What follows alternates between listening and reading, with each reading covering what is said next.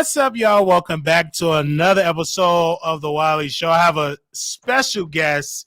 I saw you in City Hall, like you went viral. You everywhere, brother, all over the news. And of course, you have an organization, brother Tyrone Muhammad is live on the air. You are the executive director of XCOM for Community and Social Change. Yes, sir. How you doing, brother Wiley? I'm doing good. When I first met you and an older gentleman, I'm like, y'all was on the front lines because they wasn't letting us in City Hall, the gallery. They said it was under construction. But today they allow y'all in, and you were there, and you were upset because the city council voted $51 million to help house the migrants, and you was totally against it. So what is your thoughts on it all? You know, now that the dust has settled and the city council approved it, you think that this is a slap in the face for Black residents? Absolutely, it's a slap in our face, especially when you don't have 51 million for us. See, they don't even have enough sense to have 5 million to say, I'm gonna set 5 million to the side till we negotiate some other resources. But real quick, we're gonna identify 30, 40, 50 organizations that we're gonna give resources to. They didn't even do that. They don't even have enough technology in them to even do that part. So with that being said, absolutely, it's a slap in the face. It's appalling that they always seem to find money for other people. Now we know that would not be an excuse. We are not allowing them to ever make an excuse as to why we don't have the proper resources for our schools, for the returning citizens who are homeless, over 18,000, for our women and children who are homeless, and for women and families and young men who've been affected by gang violence that may need a little mental health treatment and may need to get themselves in order. So we're not accepting no from this city anymore, because Chicago has proven by this vote that Chicago do not like Black people. Yes, sir. And some of the aldermen was totally against it. One in particular, Jamal posted about it. He was a Black alderman. I'm gonna get his name here. He said it would be good if it was, helping the Black residents, because they have been starving for opportunity for decades and still haven't gotten any help. That's Alderman Moore. He said it best in regards to the migrant crash. Our hearts hurt for both. Just because we're looking out for our own people don't mean we hate anyone. But that's right. It has a duty to put us first, and our neighborhoods are suffering badly. I was shocked that they give millions of dollars away, but I'm still seeing homeless people that is Black in the city. I still see Black people sleeping in the O'Hare airport. So I don't see the urgency for them. And now we're giving apartments, and we're giving medical care, free healthcare, free everything, getting free everything. Over 300 million in phones. Wow. They got over 300 million, much as my phone bill is. Over 300 million in phones, and then another 360 in phone subscriptions already coming off the bus. And 2 weeks ago, they put 100 migrants over at the downtown area. They was working at an event. 100 migrants with all the at-risk youth and the disinvestment, with the 18 to 24-year-old unemployment rate over 70% of Black men in this city. There's no way you couldn't have found 100 Black men that can make $50 an hour. You wouldn't have not found that. I guarantee you to find 100 Black men would like to make $50 an hour. Absolutely. What is your organization doing to work with? Is the line of communication open with Mayor Johnson administration and your organization? He texts me from time to time, but it seemed to be a lot of talk and lip professing. Anytime you have us being on the forefront of violence prevention and reentry and workforce development and behavior modification of at-risk youth in Chicago, time you see us doing that, bro. And he didn't even seek, his organization, his administration didn't even call us to be a part of the peacekeepers. That was so-called peacekeepers, and I don't know who they are, where they was from, how they went about selecting these individuals when we out here every day doing what he's claiming they was gonna do for Memorial Weekend, and you see what happened with that, right? That was a lot of crime. A lot. And there's a lot of violence because they think they're gonna have quick fixes to violence. Violence is an epidemic in the city. Black death has been a hustle for the last 30 years. And disinvestment in our communities has continued to exist and persist without any opportunity towards changing the narrative that is um, um, violence prevention, and all of those issues, bro. It's just crazy, man. And we hopefully will be able to um figure out something, man. But I don't think so. I just think at this rate with the violence and the unemployment rate and with this migrant issue, I think Brandon is a one-term mayor because even the people that voted for him, they are very disappointed. They are very disappointed. Not that we have to take care of human beings. I love that. I visit some of those shelters. I play with those children, and I would never want to see any harm come to them. But if you don't have enough sense to even play like you love black people enough to see where our resources is coming from, even as an organization who's seeking to buy our building for $2 million so that we can continue to do the work that we've been doing. We need 2 million funds just to purchase our center so we could continue to do all the necessary things um, around and getting that behavior and getting the health of our community together. A hub where we operate from. So we can't even get 2 million for that. But we talking about 51 million to illegal people, right? Illegal to migrants that's not even legal, man. That is unfathomable. And you're gonna say it's the Republicans did X, Y, and Z. But guess what the Democrats declared? We are a sanctuary city. How you a sanctuary city when you haven't even been there to your own black people, your own citizens? We haven't had a sanctuary from our city. Our elected officials haven't created a sanctuary city within our own communities and our own blocks. I when the governor said he's going to send peacekeepers, and I'm like, where's these people? Where's these people? And they're giving that millions of dollars, but why not to your organization where the community, the community members, the community respect you? Why do you think they're not giving you part of that contract? Because Wiley, man, I am a unapologetic truth teller. I'm not a Democrat. I'm not a Republican. I work for the interests of black people. So they didn't give it to me. You got to understand, J.B. Pritzker administration took $1 million from me that was allocated to me by Senator Collins, uh, Carol Ammons, and 500,000 was allocated to ECCSC by LaShawn Ford, so that we could build out of violence prevention in all Auburn, Austin, and Lawndale. J.B. Pritzker took it from me and gave it to a gay community group called One Northside. Wow! So gave the money that was allocated for you, gave it to another. Group. They allocated, sliced it up, took our money that was allocated by LaShawn Ford, Rep Ford, and he didn't say nothing about it.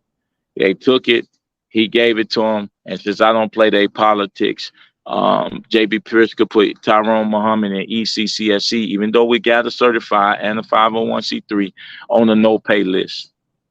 Wow. And people were asking, what is a sanctuary city? From my understanding, a sanctuary city welcomes migrants, illegals, and they will not cooperate with the federal government to deport them. It's pretty much a safe haven. I'm not paying. Since they don't have to, they get free money and they don't have to pay taxes, I ain't either. So I want to ask you, So that's what happened. I always want to ask you, because I seen that Jamal Green, he had ran, but he didn't win. Do you think it's time for people like yourself to get on the political side where the money is being dispersed? Because a lot of people need to understand the governor have the power of where the money will be allocated, which group will get the money. City Hall dispersed the money without their approval. No money will flow in the economy. So, do you think it's time for you to step up and say, "Hey, I will run for governor"? You Or maybe said J. Mal Green did what? I said he had ran for mayor, but he didn't ran in the last cycle and everything. So hold on, I want to make sure we get him on there. Give me 1 second. I know he probably got a phone call. Make sure y'all share this live, you guys. I see y'all in the chat. Share this live.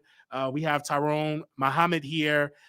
He operates his own organization called XCOM for Community and Social Change. We're gonna get into it, and if y'all have any questions, y'all can ask your questions, and I will bring it to you all over there. Hopefully, I did answer your question, La Maria of a Sanctuary City. So give me a second. We are trying to make sure we get him back on the air so we can ask him these questions, and then we're going to get into some solutions. It's a problem when they get approved for food stamps before others. I see that statement is in there. Give me 1 second while we try to get him back on the air, you guys. Bear with us here. Make sure y'all share this live. Okay, we got him back. So I was posing a question. I said, Jamal, he was a community activist and he ran for mayor twice, didn't win. So do you think it's time for you to get on a political side, even though we need outside, activists on the outside, but we also need people that's on the inside that can pass, push through the paperwork and those ordinances and et cetera. So do you think it's time for you to get it more involved on the political side?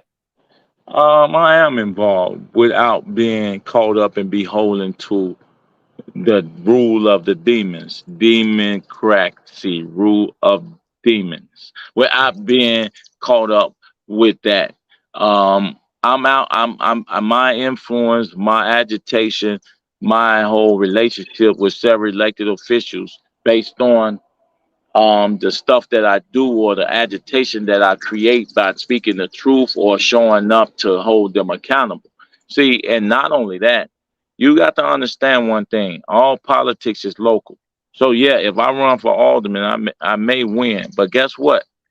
Guys like myself who've been incarcerated have been our rights have been violated. We can vote, but they put in the state or the city ordinance that don't allow ex-con to run for office, to run for alderman or mayor.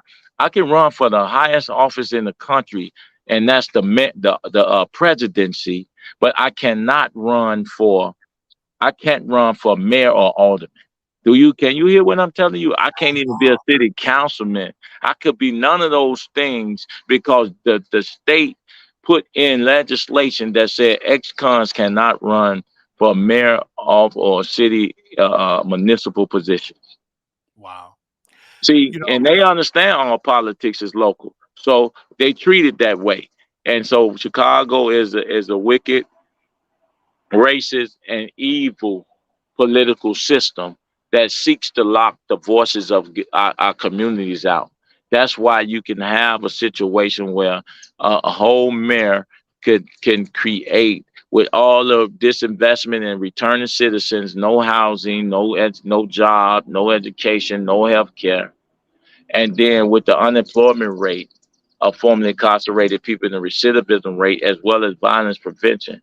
That's why it's so easy for Brandon Johnson or Lori Lightfoot or anybody to lock guys like me out and never call us to the table. Yet they always claim public safety and reentry and violence prevention. Understand they only use our issues and ills and our disinvestment as a tool for their dirty practices. What do you think as a solution? A couple of solutions we can get into, because everybody said, okay, we hear the problem. You on the ground, and I mean you're actively involved in the community. What are some of the solutions that need to pass the city, be on the books to help the community? Because this issue with crime didn't happen overnight. This is generations, So what are some of the major solutions that need to happen to make, Chicago a better city? Because crime is just not only in the Black area, it's spilling out in Lakeview. Well, and it should. Because now guys can carjack cars and get out to where the money is. See, white folks thought forever they could sit back and watch us die, 600 and 700, 800 strong, Black men and women dying in Chicago every year, and nobody see that as a problem. Not until Highland Park happened did white folks really thought and think that the crime and the violence can also affect them.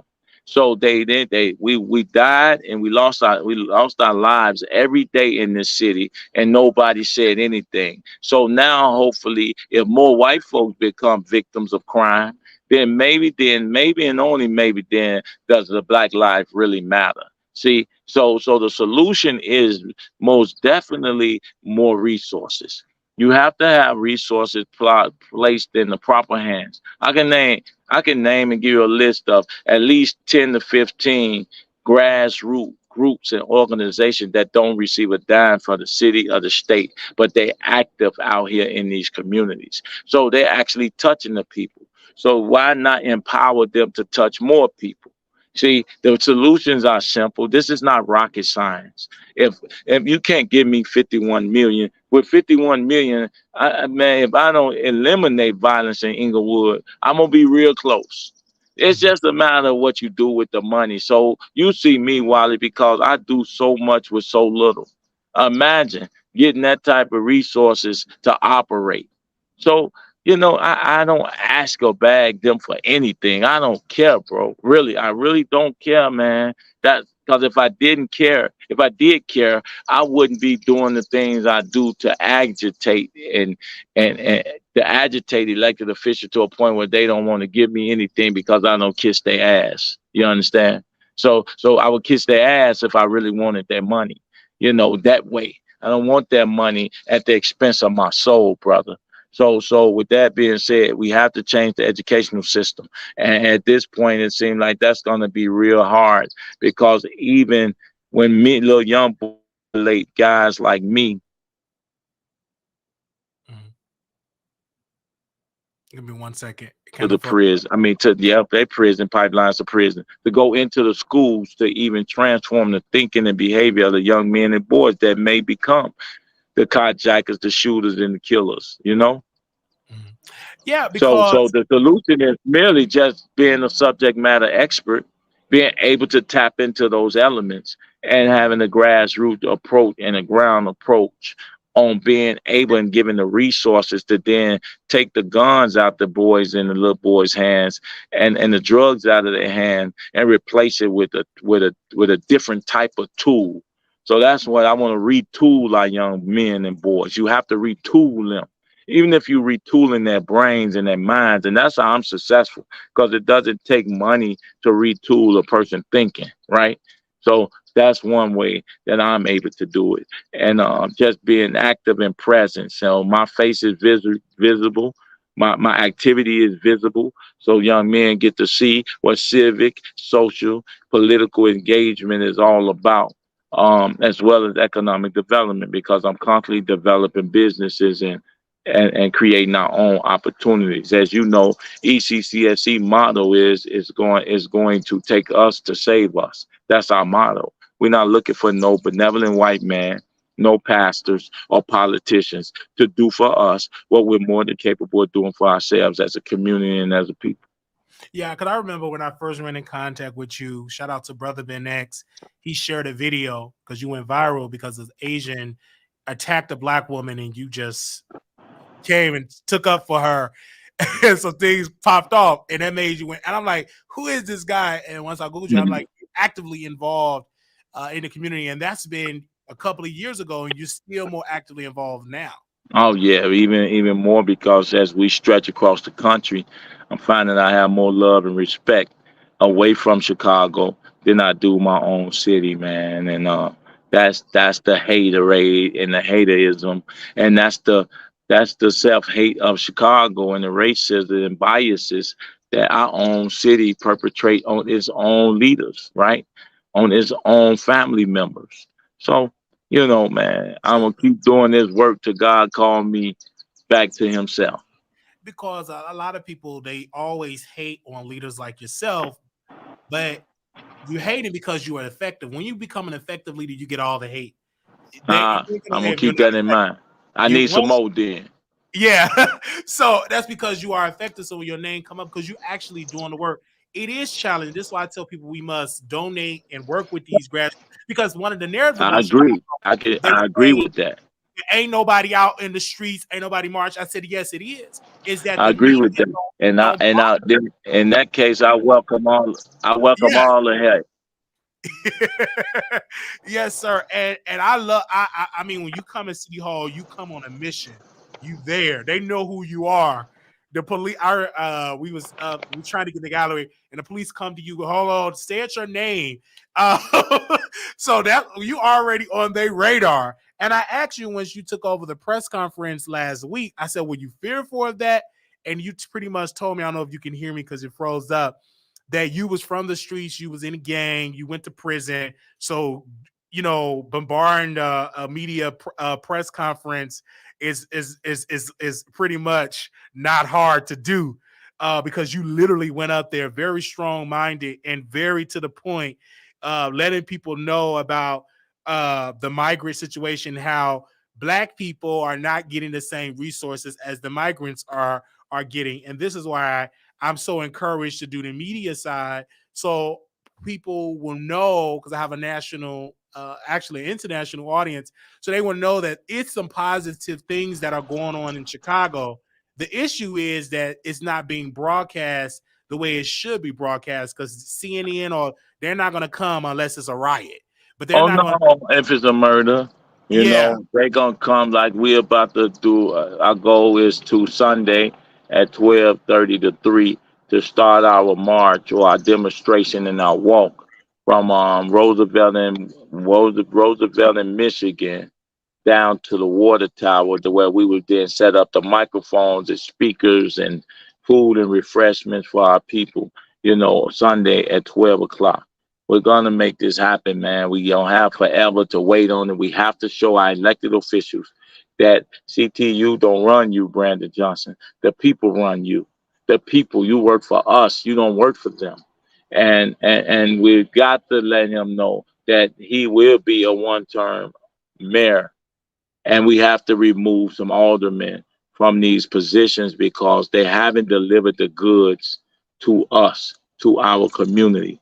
And we're gonna keep pushing. I'm gonna keep pushing, bro, on the life of me, to make sure we get what we got coming in this city, man. Because too much murder and bloodshed, and too many families affected by violence and disinvestment and unemployment, man, that you can't be a man in this city, especially when you don't have a viable job or a living.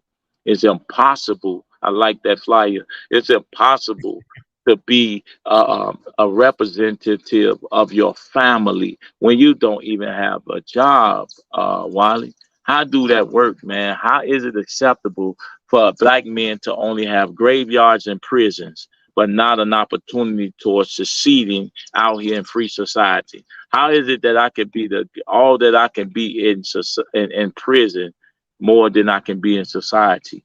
That just makes no sense at all. absolutely. Because I have so many debates with people up here in Texas, and I say Plano is considered a good area, Carrollton considered a great area. But I said, just imagine if you all lose your housing, your schools are bad, losing money, lose your income today, it will be crime. You will go into survival mode. Absolutely. I'm So surprised there's not more crime and violence. yes, Really. absolutely. So it's a lot that's going on. Like make the mental health clinics. There was a lady who just reported committed suicide not too long ago in Chicago. Like it's really an epidemic that's going on. But I said Brandon Johnson will be a terrible mayor if the community just sit on the sidelines and do not demand that he be a great mayor. And that's why we can't wait into 120 days. I was getting emails saying, Wiley, wait, give him about 3 months. But I Uh, said, we can't wait. you see what happened? It hasn't been even 2 months, and already he has a bad policy on his hand. Right, because I thought he was going to think outside the box, and the policy is not, because it have never worked. Like when you look at the budget of the police department, 1.7 billion that we know of. Crime is still high. I wouldn't even mind paying a 1.7 billion if crime was under 1%. But Right, crime is just high, and y'all got almost $2 billion, and crime is high. So obviously that strategy is outdated. More right. police don't work. So It never has. That's it the never has. misconception. Right. Crime Yeah. has never policing the overall concept and structure of policing has never been about solving the ills. Uh, hold on one second. Yes, sir. Yes. Has never Yes. been about solving the issues and ills of black people, man. It has never Absolutely. been about that. Never. It's been about slave catching. And that's just another form of slave catching. And that's why you see police with the you say 1.7, I say 2 billion, because the overtime dollars to protect the stores and businesses downtown that they are often lined up down Michigan, the magnificent lie, I mean the magnificent mile. They lined up down there to protect businesses, not our homes, not our communities. So policing has never served the people. It have never been an issue of them. They are responders in chief. Police respond. Guys like myself and others, we're on the ground in intervention and prevention. And that's where you should put your money in. Because if I asked you, Wiley, would you rather for the police to respond once your mother or family member got shot? Or would you rather for us to respond and to de escalate and prevent from happening? Which one would you rather? Always into the prevention. Yeah, you want to prevent this, and it's ways to do it. I mean, I've talked to Did you hear many me, people. Absolutely, I hear you. I'm with you Wiley? with the prevention part. Can you hear me? Can you hear me? Can you hear me? I don't know. Can you hear me? Hello? Yeah, can you hear me now? Can you Yeah, hear I me? hear you now. I hear you Okay, now. yeah. I'm on the prevention all way. And this is why I'm trying to get into the media room because media, they don't ask Brandon Johnson tough They questions. would never ask them that type of question. So why don't you appoint like violence prevention czars? Like for instance, why you and I'm not talking about me. I know of a lot of guys that I would like to see in that position that's out here every day if it wasn't me. But like what sense does it make to put somebody in the position of a violence prevention or public safety czar that don't have a direct connection to every part of the city and gang culture as well as of the grasp or pulse on all the nuances that creates violence, right? And then what sense does it make to put a white woman or a black woman that never been to prison over reentry when you got men out here that's 1.5 million ex-cons across the state of Illinois that's been incarcerated? I don't know, man. I would think our Tyrone Muhammad being an ex-con led and ran organization, you at least will have us at the table to ask who should best represent this constituency and this population. But it doesn't matter because we don't vote as a voting bloc. The moment ex-cons start voting, they will be the biggest voting bloc in the country, bigger than the LGBTQ and bigger than the unions and all of that, because across the country is over 100 million ex-felons across the country. We can vote the president in by ourselves. Absolutely. I agree. And that's why, groups in Georgia, like the Black Voters Matter and the Georgia Project, really knocked on doors and really helped Georgia get Democrats to pretty much turn them to represent Georgia. We need to have that duplicate Illinois. Illinois, people are surprised. It's very racist. I would argue probably more racist than Texas. In the aspect, it is what it is. You can go back to when Dr. King came to Chicago and what they did to Dr. King. And he even said, I wouldn't even treat like this in the South. And so I just think, and now we're in 2023, and the things that Dr. King was talking about, the city is still dealing with not affordable housing, income, when it comes to the income. It's the same Right. argument, same thing he's been arguing back when he lived on the West Side. Black folks are still preaching that today. They're still asking for the same things. So we still haven't seen it. So hopefully Brandon Johnson will do a better job than his predecessor. But obviously, from just judging him right now, he got a lot of work to do. Because people like yourself We say he ain't. won't see it. We won't see it. Yes, sir. Can you repeat that? Can you hear me? I want to make sure we hear. I'm sorry, y'all. He outside. Yes. All right. He outside. Give me a second, cause I think it froze up again. Give me 1 second. We gotta get him back and stuff like it does that when you're like literally outside, cause like and get him on and stuff like that. Give me 1 second. We are definitely dive him on, and also we can do the phone lines too, cause I want to make sure that we can ask him the questions in here. Give me okay, I can do that. Yeah, so I don't know if you want to boot back on and make sure y'all share, because we about to get into celebrity gossip piece. I want to make sure we share it and everything. But I just want to thank him for coming on, and we will. I don't know if I'll be able to be in Chicago that day. Probably have to change my flight so I can be in that for that March. So give me a second. I'm gonna try to see if I can change my flight to be there. I didn't even know they was gonna have it Sunday morning. Yeah, I'm sorry, it had cut off. Yeah, I got it. I got everything together. So I shared your flyer and stuff. So I'm gonna share it on my social media as well.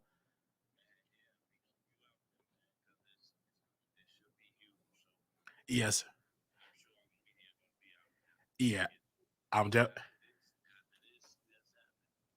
Gonna be a real issue because they looking to see the response of the community. So absolutely. I'm definitely gonna share it on my like I'm gonna try to change my flight to get there because it's gonna you said it's gonna be in the afternoon. So I have it on the let me put it back on the screen here. That march is gonna take place June 4th. This is this Sunday at yeah, 12 to 3 p.m. And it's y'all gonna start on Roosevelt in Michigan. yeah. Yeah. Roosevelt in Michigan. Then we're gonna walk all the way down to the water tower, where we would then demonstrate and talk about all the issues and the ills that we should address that we expect our elected officials to handle immediately. Absolutely, most definitely, brother. I'm glad you're doing the work, and I'm looking forward to it. I'm like I said, I'm gonna try to change my flight. I have a night flight, so I'm gonna try to change it so I can come there and cover that because we definitely got to cover our story. Tag me on my Facebook page so I can share what you got. Yeah. So what? I'm gonna add you on there because I was trying to find you on Facebook. Like, what's Yep. I'll send you okay? I'll send it to you that way you can I'll go find it, pull it up. All right, man. Thank you. All right, Wiley, man. Let's stay in touch. All right, we'll do. All right, bye. Okay, so all right, thank him so very much for coming on, voicing his concerns about the community. And like I said, we definitely going to be putting in the work regarding that. Now we got a show to do today. So I didn't get enough time to put these people pictures up. So what I'm gonna do is I'm just gonna put their name on here. Let me see. Do I have it on here? I don't have their name on here. So give me a second. What I'm gonna do is I'm gonna put their name because some of the people picture I have, because instead of me trying to prolong it and try to upload all this stuff, I'm just gonna put the name on the screen here. So we're gonna start with this. So give me a second. All right. Shout out to Tyrone Muhammad for coming on here. And like I said, I'm gonna try to change my flight because I have a night flight. So I'm gonna try to change to get to Chicago in that time to cover it, because like I said, if we don't cover our stuff, who will? You know what I'm saying? We can't expect them mainstream media to cover our story. And if they do, they only gonna do a soundbite. They're not gonna give you all the nicks and everything regarding that. So give me a second. Okay, so let's start with our first topic here. Finesse two times. Now I gotta say this, and this is going to be very controversial, but I want to stand corrected. Shout out to Ebony. She did correct me on this. That's not his son. So the young boy I'm talking about, you already know Charleston White calls, the Child Protective Services. That's not his son. That's actually his artist. All right. But apparently his artist that he have, mama, was arrested and thrown in jail because she decided to attack her mother with some scissors and hit her a couple of times with the scissors, or I think it was scissors or a knife, and she was arrested. All right. This is very, very bad. And so a lot of people say, why was Finesse Suicide? I thought he was in the life. I thought he was helping her. I thought, he was in there type of situation. But no, his whole sole purpose is to get the little boy to become a rapper and, training him to be a prison a convict. But let's be really close here. Like, it's very sad, and the mother looked like she's greatly disturbed. Looked like she got a mental illness. It's so very sad that this have happened to her mother, and my hearts and prayers go out to her mother. That she have to recover. Hopefully, that she survived. Not, this is really sad, and that's why the little boy is being trained to be a gang member. I don't think no child should be doing that type of hip hop music. I mean, he been in spaces where the guy's smoking weed. You probably already know the little boy probably smoke and drink himself. He's just in a bad environment, and look at his mom. His mom is now thrown in jail. So I don't know who's going to be there, the caregiver for the little boy. But this is just really sad and really greatly disturbing to see that. And everybody is blaming Finesse Two Times, but that's on his mother. You know what I'm saying? The school system, her mother had failed her. People in the community failed her. But this is not on Finesse Two Times. I can say a lot of stuff I can say about the brother, but in this instance, that's not his fault. He didn't tell her that person mom to attack her mother. No, this is something that is all on mama. At the end of the day, I just hope and pray that the little boy is safe, because I feel like he's in a bad environment. He have already sent out threats to Charleston White and said he was going to do some things to him, threatening him. And that's why, Finesse Two Times was investigated, and they told him don't smoke around the little boy. The boy wasn't removed because he don't have custody of that, and they're not going to remove that. Only time they remove a person if you're smoking. It was another situation on Bingo, a black woman allowing her boyfriend to beat her daughter with a belt. I don't know what his belt or not. The daughter was crying profusely, and they removed all 6 of her kids from the house. Child Protective Service removed all her children for that. And people say why they did it. I said you shouldn't record it. Like, if you're recording it, it will be public outrage. And depending upon your area, you may have it where we ain't gonna deal with all that corporal punishment. Some people allow you to do it, some people don't. But if you're recording it and if you hear that person crying profusely, you may lose your children. You know what I'm saying? So you got to be careful with it. And it was stupid of the mother to record it and put it on Bingo. It was just dumb. So the boyfriend beat the girl because she wouldn't allow her little brother to come in the room, and he was arrested, and also her children was removed from the home. All 6 or 7 of her kids were removed, which is very, very sad. Now, when it comes to this situation with Finesse Two Times, I will personally say this, that he's a bad influence for the little boy. I mean, you're dealing with someone that, was in the streets, just came out of prison, not a good example, still rapping about gun violence and all of that. That's not a good thing to do, to be around your child like that. That's just not good at all to do that. It just doesn't make any sense that you got your baby around that type of activity. It just don't make no sense at all.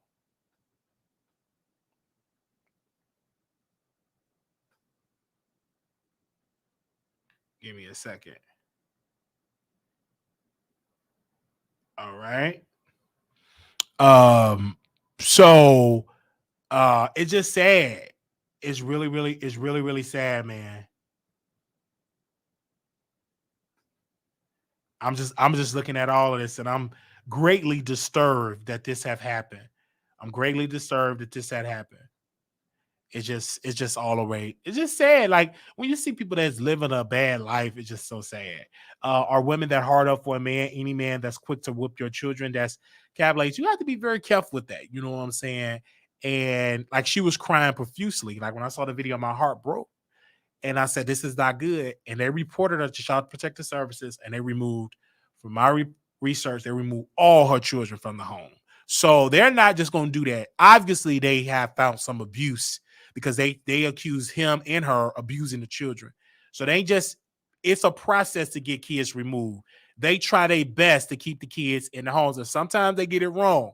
But if they just on the first come around remove your children, that means it was some overwhelming evidence that you were abusing those children. So they don't just, I'm gonna be real with you, they don't just up and just remove the kids. That means if they remove them children, there was some overwhelming evidence to prove that abuse have happened, because the state typically they try their best to keep the parent with the children.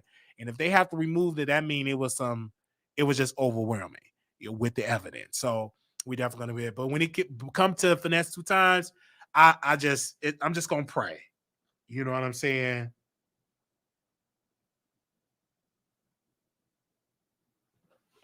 I'm just gonna pray.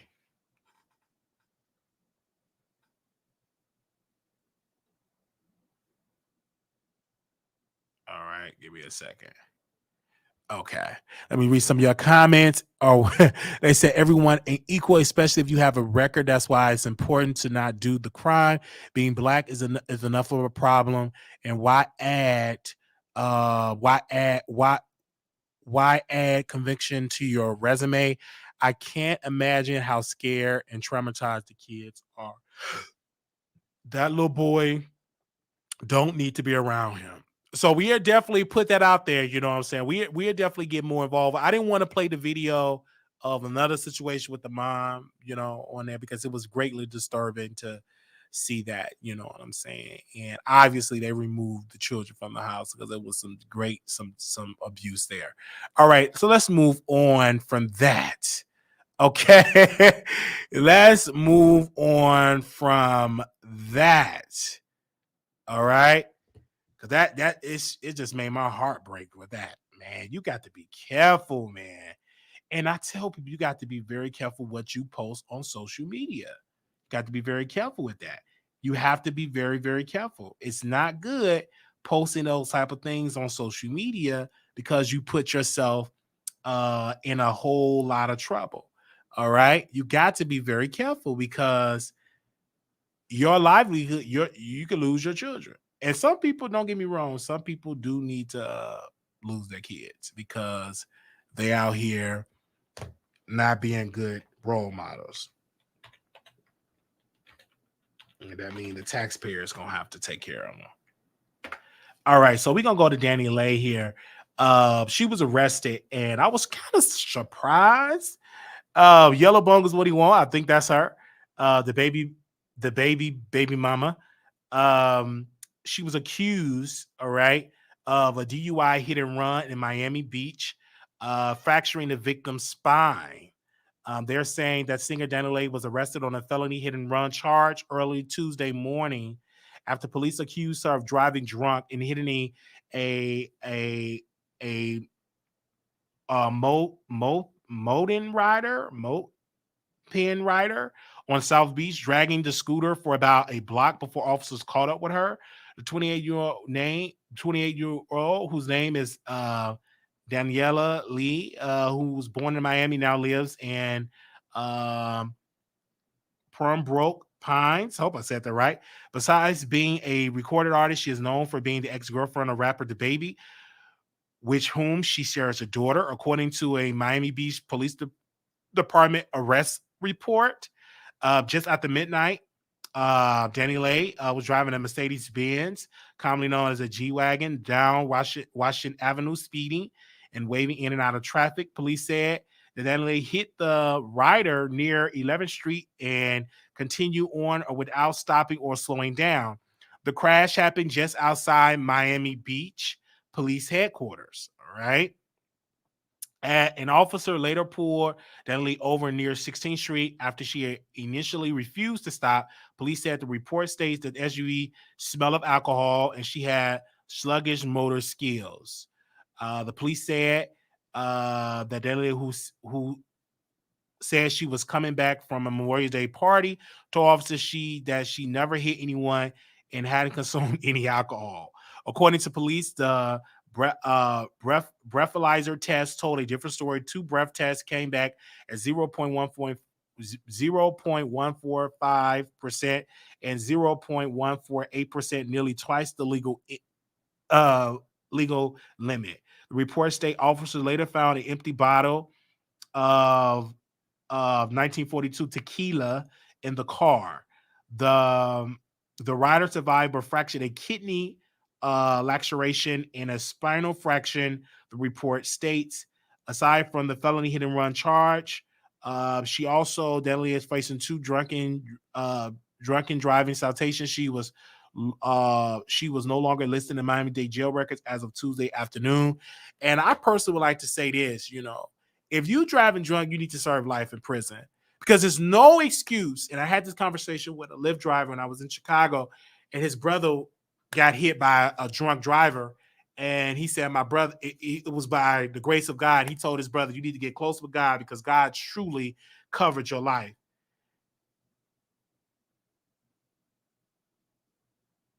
And I'm literally hearing this, and I'm not in my own business, man. I'm just praying that this guy live. And I could be, but if you're driving drunk in 2023, you need to get life in prison. Why would you say life, sir? Because there are so many avenues for you don't have to be out driving behind the wheel. Uber, Lyft, a bus, a train, or you walk home. There is no excuse for you to get drunk, sloppy drunk, and don't take any of those alternatives like Uber, Lyft, public transit, etc. Every time that I go out and I drink, I don't care if I'm drinking a sip. People know I do not drink and drive. I don't even get in a car with people. I did when I was younger, but I don't do it now with people that drink and drive. I don't play that. I literally, if I'm drinking, I'm getting a sober driver or Uber or Lyft, everything. When I went a couple of days ago, for some friends for some drinking. And so they were all drinking margaritas. I said, let me get a margarita. And they decided to get behind the wheel. They said, where you going? They said, oh, Wiley, I'll take you home. I said, nope. I'm going to wait for my Uber and Lyft, my Uber or Lyft, whichever comes first. And I'm going home that type of way. I am not about to drink while I am driving. I'm just not about to do that as well. I'm just not going to do that. Like, you have to be very cautious of that. But I personally believe that if you're out here driving drunk, you should be arrested and serving life in prison, period. You should not get a slap on the wrist because there's no excuse for you to be doing this when there's so many avenues for you to be doing this. You don't have to be out here driving drunk. You can literally be out here getting an Uber, getting a Lyft, or walking home. Okay? Like, I just don't understand that. Like, you should not be doing that. I tell people all the time, like, I went to clubs. I can't even tell you how many people get behind the wheel, especially in Texas. And when I was dealing with my legal issues, it was nothing but DUIs. People was in DUIs. One person had his fourth DUI. And I'm like, I kept asking, I said, why you don't take Uber? I don't like it. I ain't really got money to be getting that Uber and Lyft. But you got money to drink. Or just drink at home. Buy your liquor and drink at home. Why you have to get behind the wheel? I'm just not understanding that. I'm gonna mind my business, but I have to say our policymakers got to put it on the books that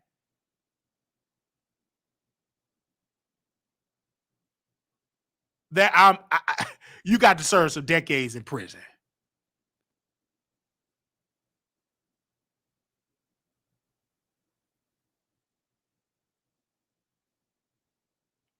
And I'm just being real.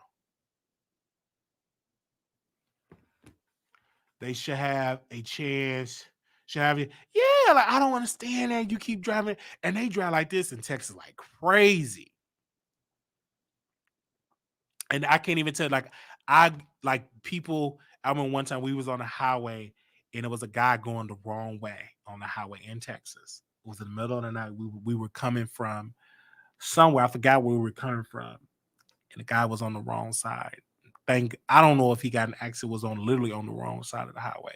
He was drunk. He had to been drunk. Ain't no way in the world that you drive it. It just ain't no way. It just ain't no way.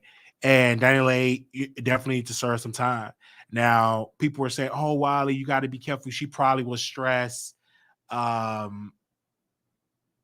she probably was stressed. I don't care how stressed you are. There is literally a man in the hospital with problems with the kidney, fractured body, and probably won't even be able to walk again. We don't know. This to me is very greatly disturbing. And people are saying, well, maybe she was stressed. I'm like, I don't care about the whole thing, stress. I'm stressed, but I'm not about to get drunk and then get behind the wheel. Because not only are you putting your life at risk, but you're putting innocent people's lives at risk. It was an incident in Vegas. I think a nurse, I think she was driving drunk and she killed a lot of people. And she's still breathing to this day. And then she said she had a mental illness or something. I said, well, if you do, you spend the rest of your life in a mental institution. Because there's no way in the world that you should be able to out here be out here to drive drunk. I don't get that. I like you out here driving drunk in 2023. You get an Uber, a Lyft, a bike. You don't need to take no bike. I think it was in LA. It had to be in LA. Vegas, that happened in Vegas too, because it happened in LA. Yes, that happened in Los Angeles. But when we were in Vegas last year, the lady did tell us that it happened in something similar happened like that in Vegas. But that situation I just described with the nurse, that happened in LA. It did. Yes, it did. This in fact, my friend and I were struck by a drunk driver years ago. You got to be very careful. That's why usually you could be drunk any time of the day. Like sometimes most drunk drivers at night, but I've seen drunk drivers during the day. I've seen drunk drivers on all the time. I've seen multiple drunk drivers. Everything. Listen to this, y'all. Just listen. Just child. These people be begging it comes to stay with me. They never. Hey. Well, you took forever to reply, so I don't know why. Well, no. I told you I had to work. I had to get myself together. I'm sorry. You have my number. You don't call my number? Well, I don't have your number. How do you mean you have a number? You just text me. You don't have that 972 number no more? Like. No, I don't have that number. I lost it. That's why I gave you my new number. On here? Let me see. Oh, you did. Okay. I'm sorry. My apologies. Because I had hit you up last night. You were crying. You were crying last night. Well, I was messed up. It was messed up. It's messed up. It's still messed up. But anyway, I'm going. Are you still doing your CNA, or you don't do that no more? Yeah, I'm still doing that. I'm still doing that shit. Yeah. So what's going on? Like, do you still need to come and spend a couple of nights, or? Well, yeah, I still need to do that, but I still gotta apply for an apartment. So. What? Like, did you apply it already? Like, you ain't got no eviction or nothing on there. No, I don't have anything like that, so I still gotta do that.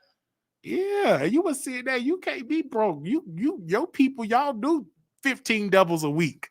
Well, you've done it before, and I've seen you. You know what? I could have met you if you just replied. I don't know what. I'm sorry. I was busy today. I was so sorry. This is the third time you're doing this shit. My apologies. Your apartment. I called you yesterday, and you didn't want to talk. I could have came and picked you up then. You didn't want to talk. You was in a mess. I don't know if you were drunk or whatever, but your eyes was red. What about when I was at your apartment outside and you refused to show up? Oh, I didn't feel like coming outside. Why did I need to come outside for? You feel like coming outside. All you have to do was just walk the fuck out and say, hello, I'm right here. What? Also, you wanted to see me outside. Oh, was you by yourself? Was you by yourself, though? I was by myself, yep. And you're laughing. And you think it's funny. It's not funny. It's all apologies. I just wasn't in the mood to come and put on my clothes. And Anyway, how's the schedule? What are you doing tomorrow? My schedule is free tomorrow. Are you free all day? I'm free all day. And I have your number, so let me text you right now. We're going to see about that. We'll see about I'm about to text you right now. I'm going to tell you I'm right outside the apartment. I'm about to check because you. So hopefully, because you pretty much. Oh, you lost your phone. Okay. Yeah, but now I have another phone. Okay, I just text you. Okay. I just text you and everything. All right. Let me see. Yeah, I just say, hey, you see it. I have the same number since you've been knowing me. I don't see any text message. Oh, I see it now. Okay. Now you have my number. I'll see you tomorrow. Okay, I got you. All right. You going out tonight? No, I'm going to work. I have to go to work. I have to pay some bills. Oh, where hold on, where you at? Oh, it's like is a agency or like a regular nursing home? A regular nursing home. Okay. Okay, BS. Okay. I got you. So I'm gonna hit you up when you get off because you working 10 to 6. So hit me up when you get off. All right, I will. Okay. All right. Bye-bye. So, okay. He was so he wanted to come and stay with me for a couple of nights. And Love Maria said Wiley gave us more attention when he was in Chicago. So I'm going back on it next week. But it's like when I come to Texas, all of these distractions from I need to come stay with you. I need to do let's go out for a drink. See, in Chicago, we don't have the distractions. Like I'm on. I'm with my nieces. I'm pretty much on my A game. But when I'm here in Texas, it's too many distractions. Like this phone be just blowing up. Everybody want me, you know what I'm saying? I need to come over. Let's go out for drinks. And let's do this. I need to stay with you for a week. I ain't got nowhere to go or whatever. And I don't allow everybody to come stay with me. I don't. The reason why I don't is because I just don't. It's only one person that can ask to stay with me for free, but he's on drugs, right? He's on drugs, right? He's literally on drugs. So he's literally on drugs. This guy that was on the phone, we used to be work together, right? We were real cool, real vibe. I stopped dealing with him because his people, himself, they like white men. He don't like to go to no black clubs. When we go on the strip, it got to be all white. He love white men. He just don't like black men. I don't know. And so he love white man. And me personally, how can I say this? I like my black man. So I met him at work, and so we go out. He love him some white man, and he's a CNA. He dropped out of nursing school. He is a CNA. Give me a second, y'all. Hold on, y'all. Hold on.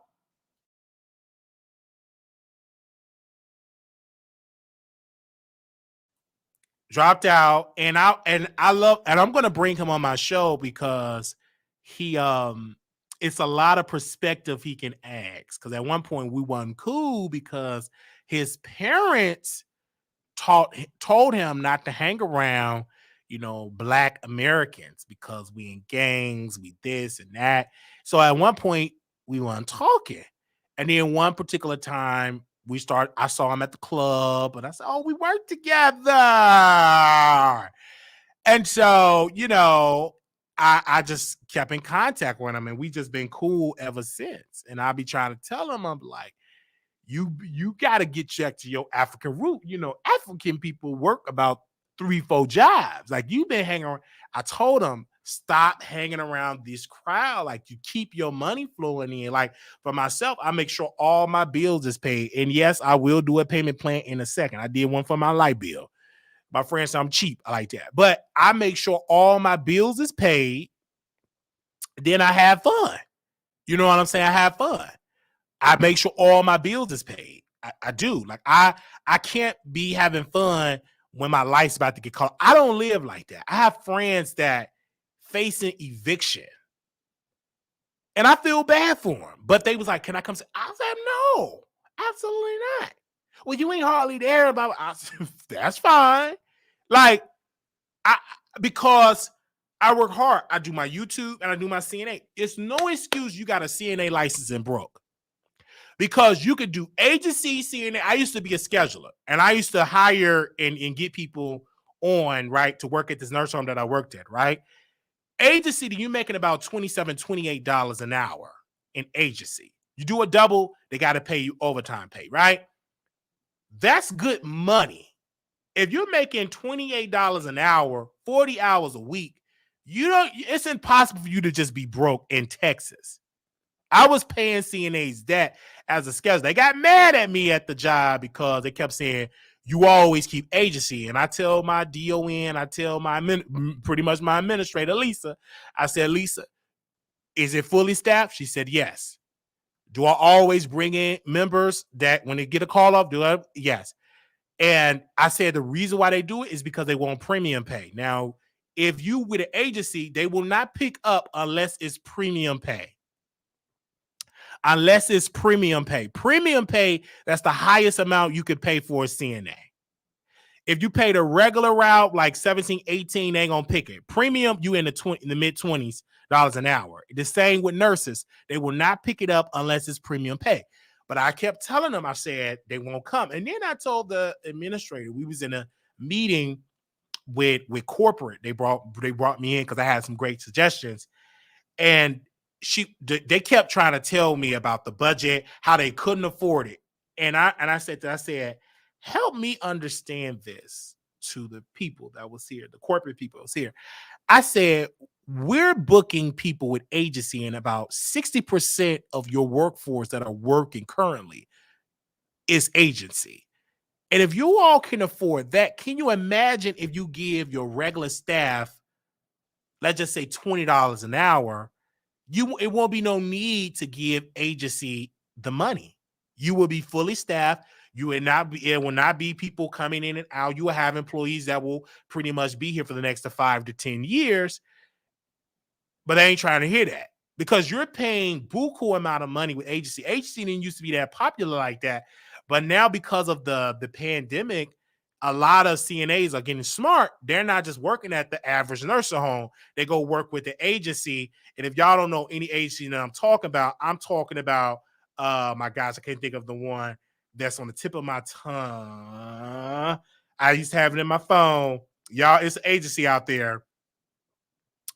I can't think of it. Hold on. It's one that's on because we used to book them a lot. They're very, very popular. ShiftMed. Yes, ShiftMed. Yeah, ShiftMed is very popular. So ShiftMed is very popular. And so on ShiftMed, I was a scheduler. And so I would book the people, because they would tell me, they said, Wiley, get the regular staff first. So I will call the regular staff on first. I send an email, send a text, no response, right? They won't even respond to me. So I do that for about 30 minutes, and then I'm going to post it on ShiftMate. Well, first of all, I'm already posted on ShiftMate. I won't pick them until I reach out to all the staff. I told them, I said, listen, we had full call-offs, so we need staff. And so she said, okay, you got my permission to do. I said, I did regular. We ain't got no hits. And I said, do I have your permission to do premium? Did premium, them 4 slots were full. And they won't even pick it unless it's premium. And I still got CNAs that blow on my phone now because they still think I'm a scheduler. And the reason why I stopped being a scheduler because the administrator, they would say, you're over budget. So she came to me in a meeting, very aggressive. You got to do a better job getting the CNAs, your regular staff, because it's been reported that you're not asking the regular staff. I said, excuse me. I said, I bring all my receipts. Oh, really? All the receipts.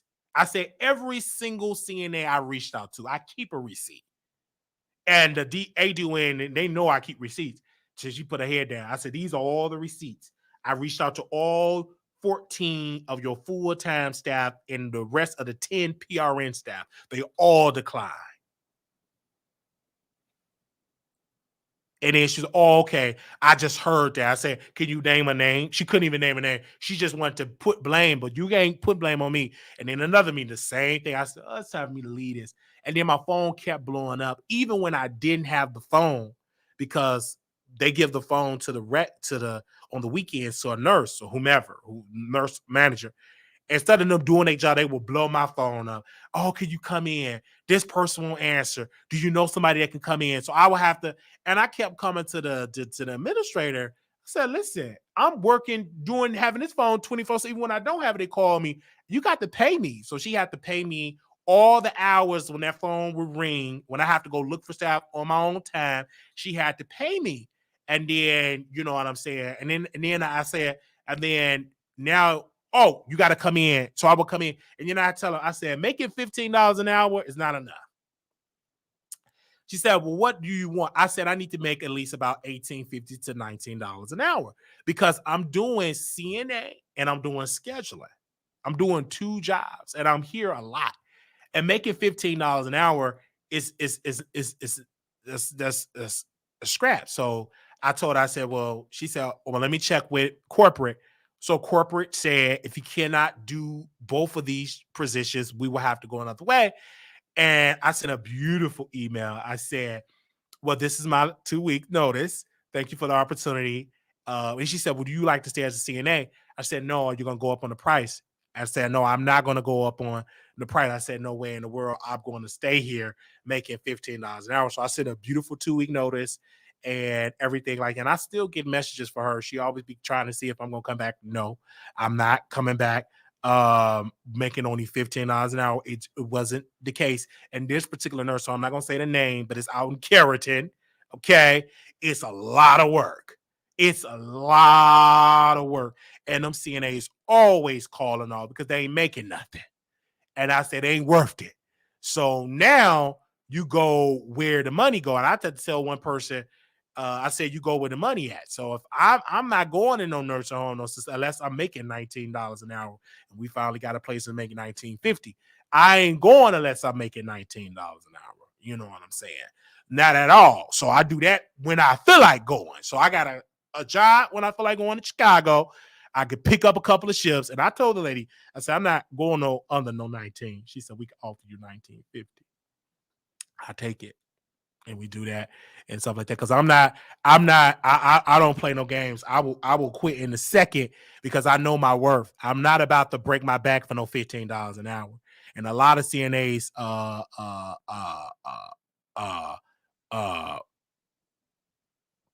does that. And I like assisted living because assisted living is a little bit better than nursing home. If you found a good place. So my buddy, she was telling me about the place and she's beautiful, thick. And she said, oh, you need to come here. And I was like, okay, I'll come there. And I was like, you're going to have to work the shifts. She work in the morning. I said, I don't do no morning shifts.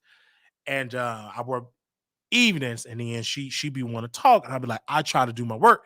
Oh, well, the case may be. And she want to talk and chit chat. And I'm like, I love to chit chat too. But she don't like do her work. And I be like, you stay in the mornings because she want to go out and smoke a couple of blunts. And then I got to sit and talk to her while she smoked a couple of blunts. I said, listen, I got to do my work. Because when I come in there, I wash if they got dishes in the sink, I give them their pills. I give them their shower. I do even if I don't have them as no laundry, I do the laundry, fold it up. So I don't just be sitting around and I leave. She got to go out for a couple of smoke breaks. She want to smoke a couple of blunts. She want to just talk about her man and all that. I got all how he hitting her and all that. I just ain't got time for because by the time you do that, and then they have to find her. Oh, where's your? I said, listen, where's your friend? Like, that ain't my work. Where your work wife? That ain't my work wife. Like, I don't know where she at.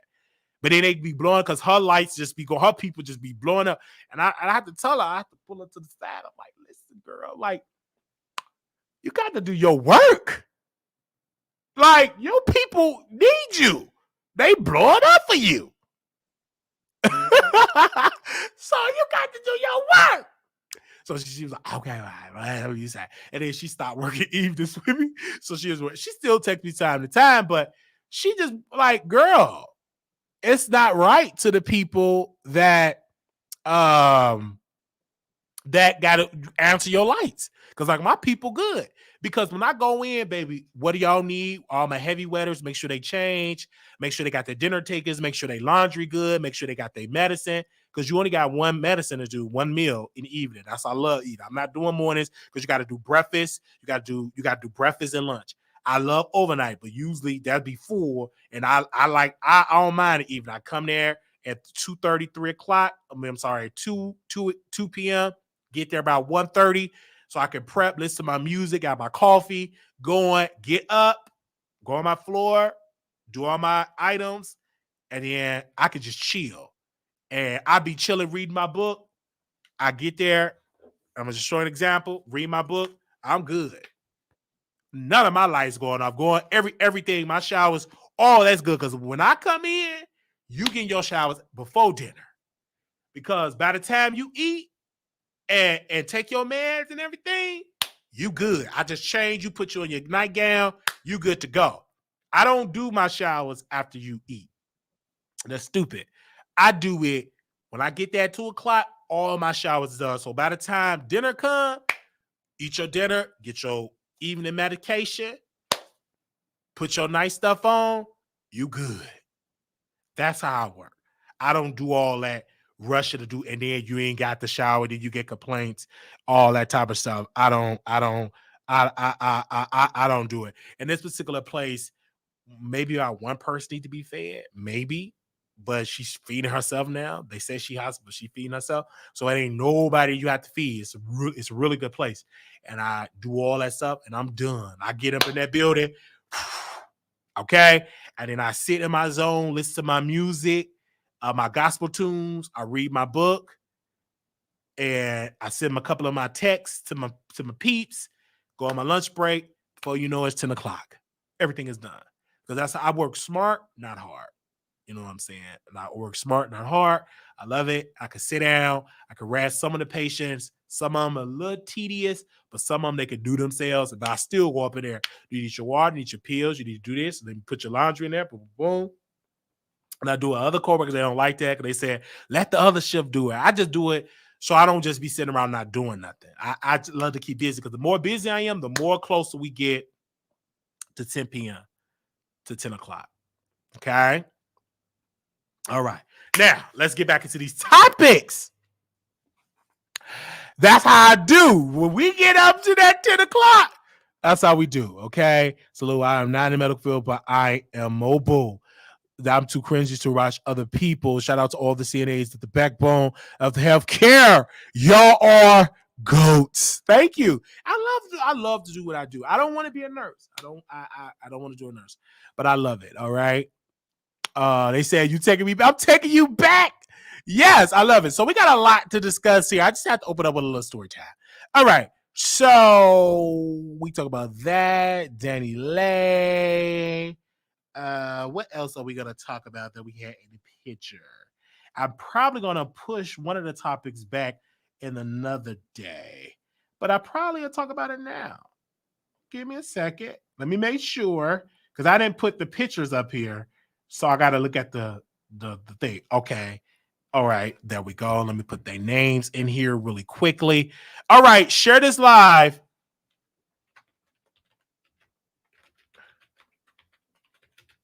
Okay. Oh, let me delete that. All right. Give me a second. I got to put the names in. It's a little ghetto. But we here. And we going live tomorrow. All right. Cardi B and Lotto. Now, I love this because people was dragging it. Why is she working with Lotto? First and foremost, it's genius. Cardi B still got a lot of juice. She got a huge fan base. She's bilingual. She have a whole fan base that could join in with Lotto. She's still hungry. I think Lotto did right choosing Cardi B. That's the only one that is current that could do it because Megan is on a break. But it's going to be dope. Cardi is lit. Lotto is lit. I love her. We ain't blocked by neither one of them. We ain't in their face being fake and phony and our heart getting broken because they ain't interview with us. Thank God I know my lane. I'm in my lane. I appreciate my lane. Shout out to Lotto and her success because a lot of people kept saying she was a one-hit wonder. Now she got another hit called Put It on the Floor. Went viral, making noise, making money. She could tour around with that record and make some more money. I'm really looking forward to the remix. I think it's going to be great. I think this is letting Nicki know that you won't notice that you got a lot of competition, which is good for the consumer because Nicki, she rushed to go live today with another artist. So she was live trying to dominate the media with the announcement that Lotto got. So it's super competition. You're going to see Nicki announce some stuff because that with Princess Diana, that really Ice Spice, that was all right. But now it's still the Lotto. Lotto is still me known. I got it. I'm here. Ridley out the plastic. I'm back to brand new. I'm here. And I ain't going nowhere. And I love that about Lotto. I love that how she went toe-to-toe with crackheads and literally letting people know, like, I'm still here. I'm still here. It's giving coke. I'm still here. I'm still thriving in music. I did not go anywhere. She worked with some great writers. And like I said, Cardi B is dope. I'm interested with that particular way. I'm really, really interested. She had to block a crackhead. They were doing too much on crack. So she had to like block him. So it's just really dope that this woman had literally came out and just thriving right now. Like Lotto is literally thriving. She is thriving in all her success. She is literally thriving. She is thriving in all her success. And if she keep this up, then she definitely will have more Grammys than Nicki. She definitely will have more money than Nicki. Her deals will be more money and all of that. So I would love to see more of Lotto. I love her. Thank you to Lotto. You are dope as a performer. Cardi B, I love you. It's time for your new album to come out. If Cardi releases a new album, you get a new album from Nicki. Lotto drops the album because Nicki is waiting on Cardi to drop a new project. I'm here for it. Cardi is still working on her project, but Cardi know, like, if I want to stay relevant, I got to be out here with the features. You know what I'm saying? And a lot of people need to understand Cardi made a lot of money on her debut album. She made a lot of bread. But she get a lot, her checks is hit over there. But now it's time we want something new. So I love this, and I could settle for Put It on the Floor. I could definitely settle for. I will also say this though, she got the layoff of the plastic surgery, and I'm gonna be honest with you on that. She got the layoff of the plastic surgery, and I'm being real. If she don't lay off for the plastic surgery, she will end up looking like Lil' Kim. Okay?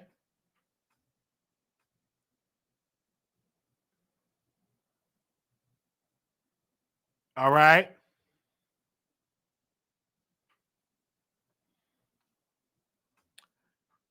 Even though it was I love it. And people keep talking about, well, she didn't write the record. Most songs y'all hear being rapped by Nicki, Cardi, and everybody else in the women are being written by men. Let's keep it real. Stop listening to Nicki Minaj lie that she writes all her music because that's a lie. She just needs to stop telling. She got ghost writers too that write her hooks, that write her bridges, that write her some music. Okay?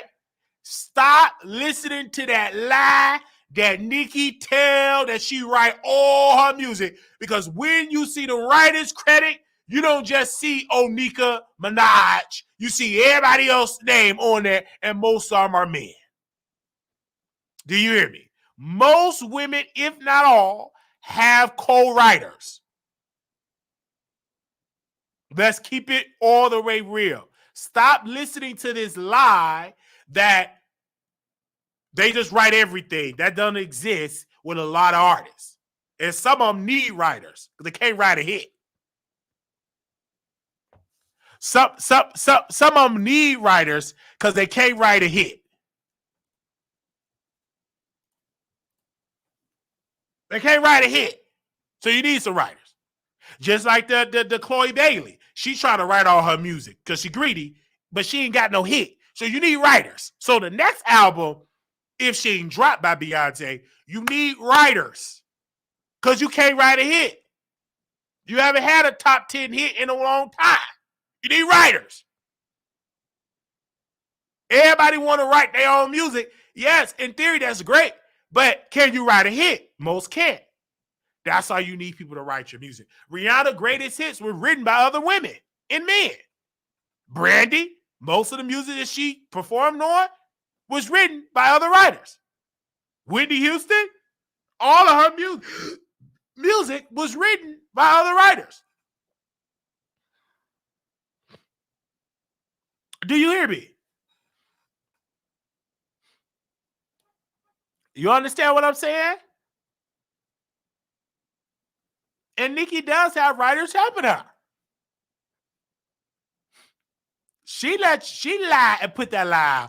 Oh, I write all of my. No, you don't, liar. Sit down. No, you don't.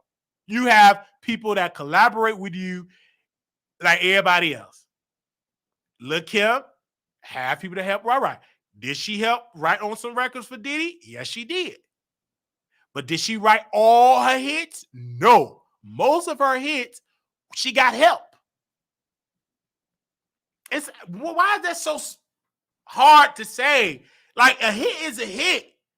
It's like Mariah Carey had help. She didn't write all her music. She didn't.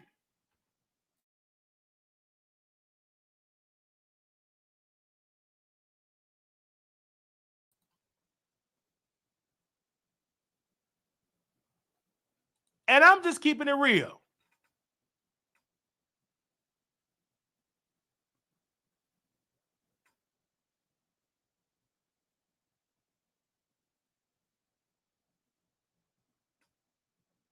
Okay?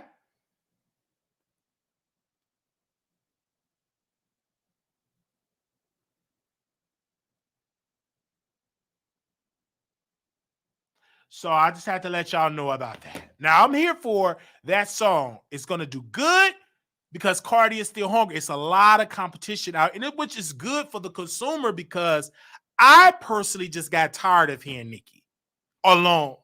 I needed some competition.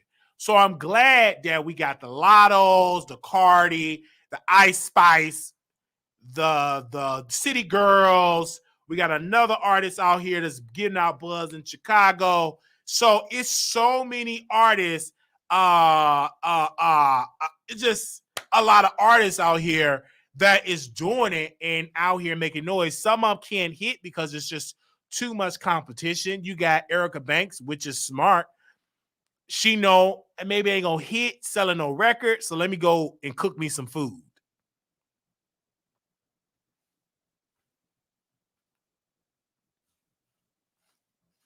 Maybe it ain't gonna hit, so let me go make me a sliced piece of pie.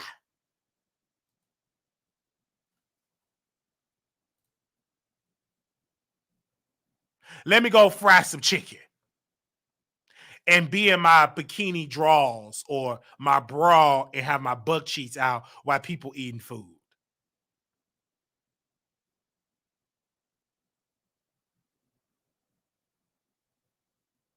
That's what she had to do now. Fried chicken. You literally can go eat some of her food.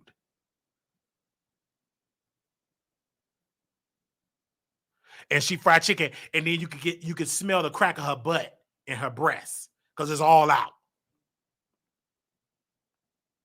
No, I mean I know they want to hear this, and you hear all the juices and all the juices and stuff, chicken drumsticks and fried wings and coochie.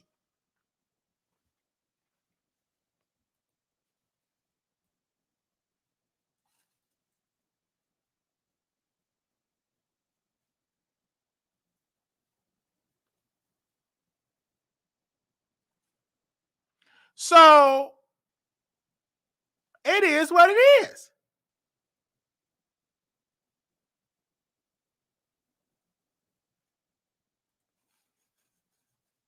Y'all didn't see that? It's video that's thrown around her whipping up the kitchen, the chicken, and everything. And you got you know, guess how she dressed.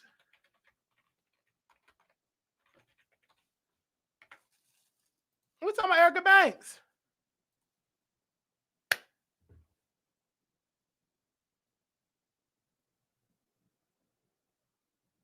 So is this all out breasts, booty all out?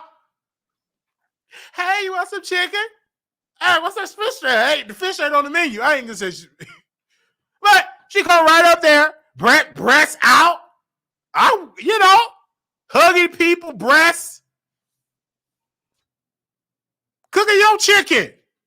No gloves. No hand sanitizer. Just breasts and booty. All out.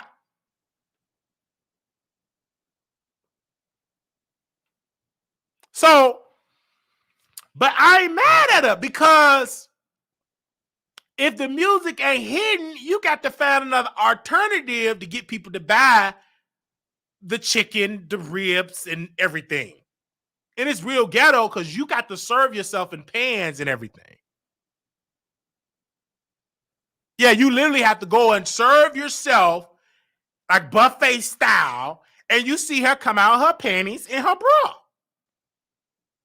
This is no lie. Go and Google the pictures on there. You can literally see her breasts. It's covered. You know what? The breasts ain't out, but titties out, booty out. It gets you a chicken leg. Go on and get you some potato salad. So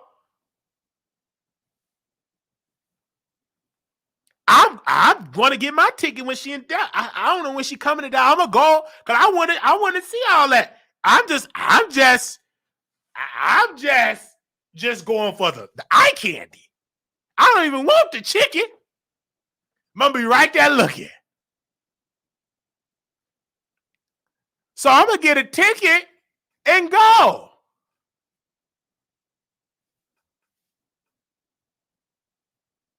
I'm gonna get a ticket and go. A ticket. So I like Erica Banks. I ain't got time. You get,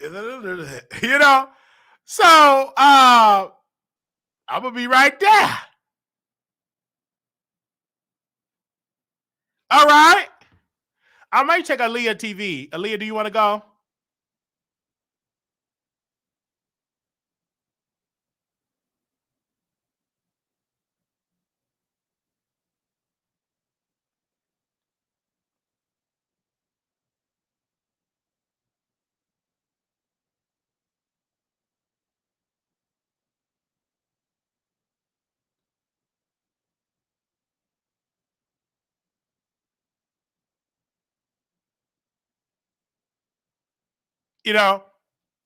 Yeah, I pay. You can be my date.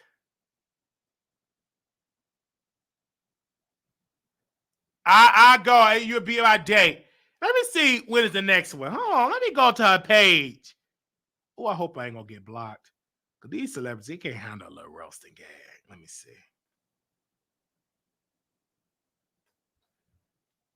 Let me see.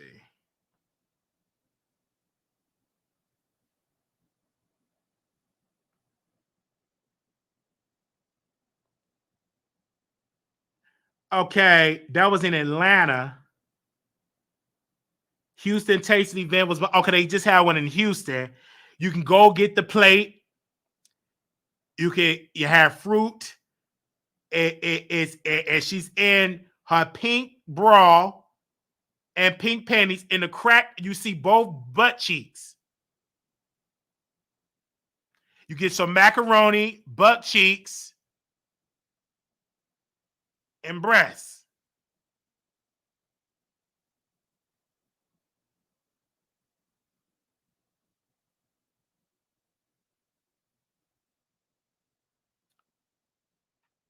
Okay. I can't really screen share because I actually can't screen share. But if you go to the real Erica Banks, you would be able to see it. I'm gonna post it on my website.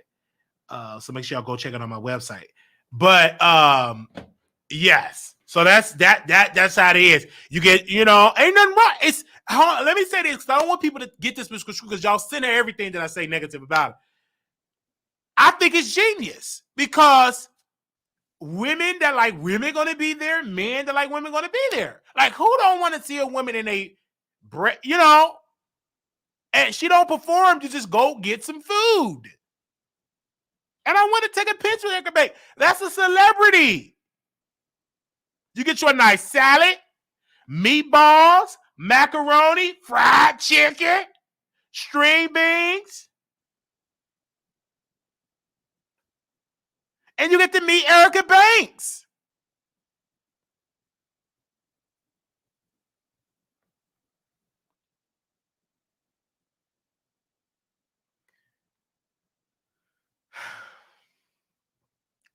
She said, Houston Taste event was bombed. Pull up tomorrow for the Atlanta event.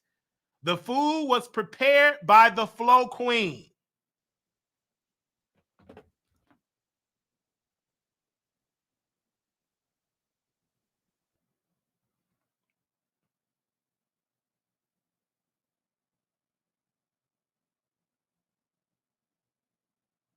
That's what she said.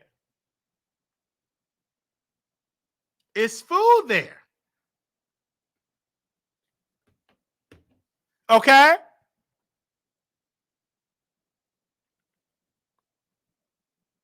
So I'm going to go there. Get you some fried chicken. So if you can't find that video,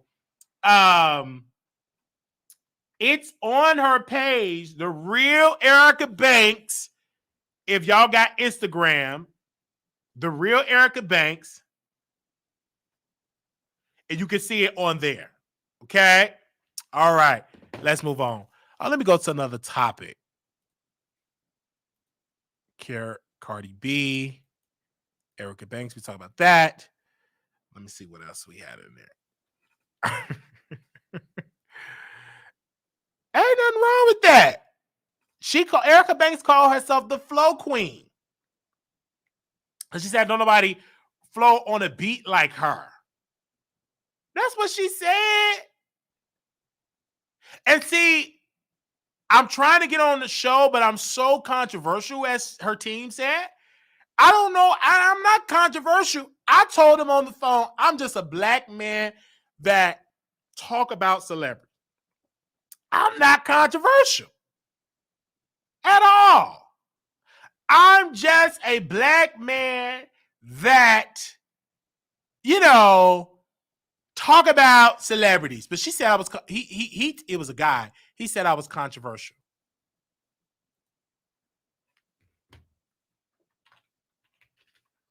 Give me a second.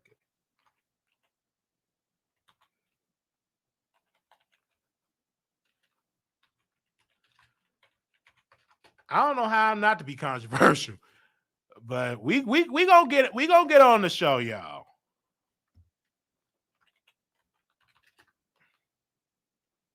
Give me a second.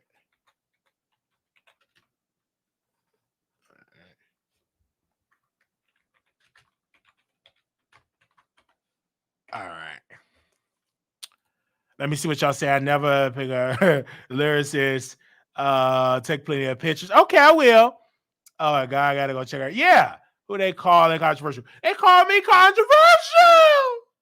That's what our team told me. But anyway, whatever. All right. Let's talk about Jess Hilarious. Hope I spelled that right. I think I did.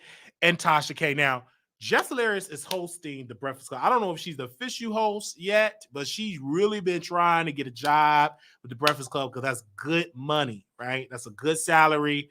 And she's a comedian, so that brings more people to your shows.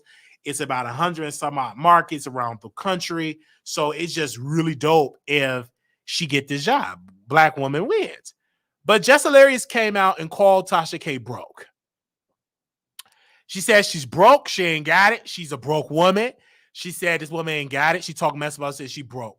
Tasha K started cussing her out and saying different things about her and saying that, that she's going through this and that, I'm not this and blah, blah, blah this. And I'm like, okay, Tasha, but did she lie? Like, you're filing chapter 13. Like, you're telling the court that you need a payment plan for your debt because you can't afford it.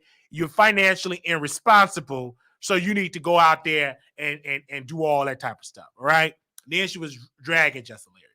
Then the situation came out that we got a little birdie, our source told us, multiple sources, that when they came to the office, that it was a letter on the door. And it was an eviction notice that apparently, according to that document, that she's behind on one of the places there, about 4 to 5 months behind in her rent. And they want to evict her out of the office space. And I don't know if Tasha K doing this to prove to the courts that she just broke or she just don't care anymore. Chelsea have started a new company, you guys. She have started a new company, and she said she started a new company for content creators to really, let me go to get her words. Give me a quick second here. Let me go to my IG. She started a new company, and she said out of her mouth, "Thank you, Passions to Profit LLC will be a creator hub that will include in-person content mentorships, influencer agency, and more. Stay tuned." Right? That is what she said today, that she have started a new company. So my source have said that Tasha did give them word that she ain't gonna be able to afford them, that she's gonna have to let them go. So Chelsea was very smart and said, okay, let me go and start a new company and reach out to other content creators to work with my business, to mentor them, to help bring ads to their channel, which she does a very good job, by the way. And I think this is really good. Tasha, unfortunately, is a terrible boss. I mean, she made some very terrible decisions, and that's going to hurt her content because most of the stories that she gotten from her show comes from Chelsea and Jasmine, particularly Chelsea. It was Chelsea that got the receipts of Derek Jackson cheating. They DM'd Chelsea, and Chelsea sent the source to Tasha. Tasha would have never gotten that source information if it wasn't for Chelsea, because they sent it to Chelsea first. And then Chelsea sent it to Tasha K. Okay? So most of the dirt Chelsea gets and watch and sends Tasha K footnotes of what's going on, because Tasha don't watch half the stuff that's going on the internet, but Chelsea does. Jasmine, particularly Chelsea. So if this comes true, which we believe it will, that our news here is real, that if she have to let go these people from her site, from her business, it's going to affect people. Even when you go to the Just Hilarious, the post that she posted on Instagram, they were dragging Tasha K, calling her dumb, broke. Why you think Just Hilarious is going to do that? No, she's annoying you. You're nothing to her. Because Tasha tried to prolong this beef and trying to, make, them look bad. And then Tasha K sent an email to New Jersey Flips to interview him on the show. She kind of mad now because of Tony the Closer got all his clout. He refused to come on the show because she dragged him, called him gay and all this stuff. He refused to come on the show. So he refused to come on the show. And so now she just stuck in the situation. Okay. That was that. All right, Tasha. Let's move on. So she's behind on her office space, about to get evicted. I think she's going to probably pay it. Who knows? But she have already filed for Chapter 13. She's plain broke, that She need a payment plan. She got all this debt. She need to put it on a payment plan. I have all these debt to hers. So it's a lot that Tasha K is going through. And she made some very terrible, terrible decisions there. And a lot of people depend on her. Jasmine was kind of hurt because Jasmine left her 9-to-5 job to work with Tasha. Now she's proceeding to go back into getting her a new job. She's going back to get her a new job right now. Okay. So she's already definitely trying to get her a new job and everything like that. And of course, she was in the hospital.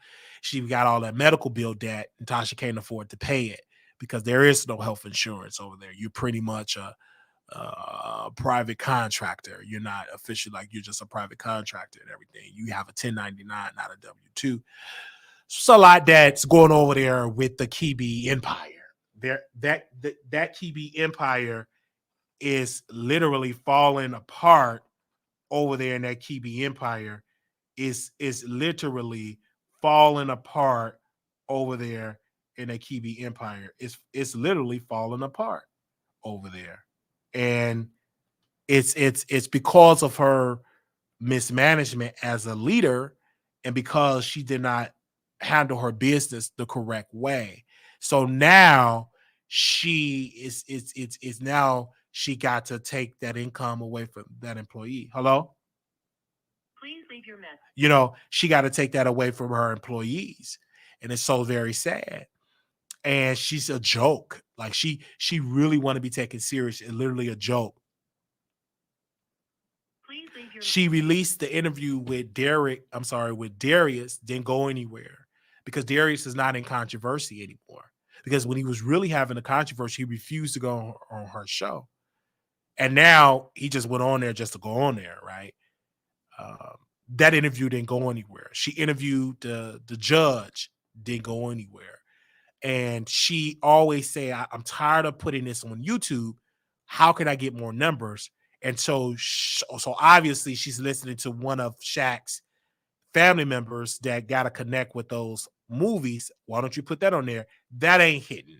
And her people are leaving because they don't watch it because most of the dialogue is cheap over there. It ain't no good African movies. The low budget Tubi rejects is over there. Tubi don't even want this stuff on their site. And so she is upset because she really wanted about 250,000 paid subscribers. She's nowhere near that number. She don't even have 100,000 numbers. She's nowhere near 60,000 or 50,000.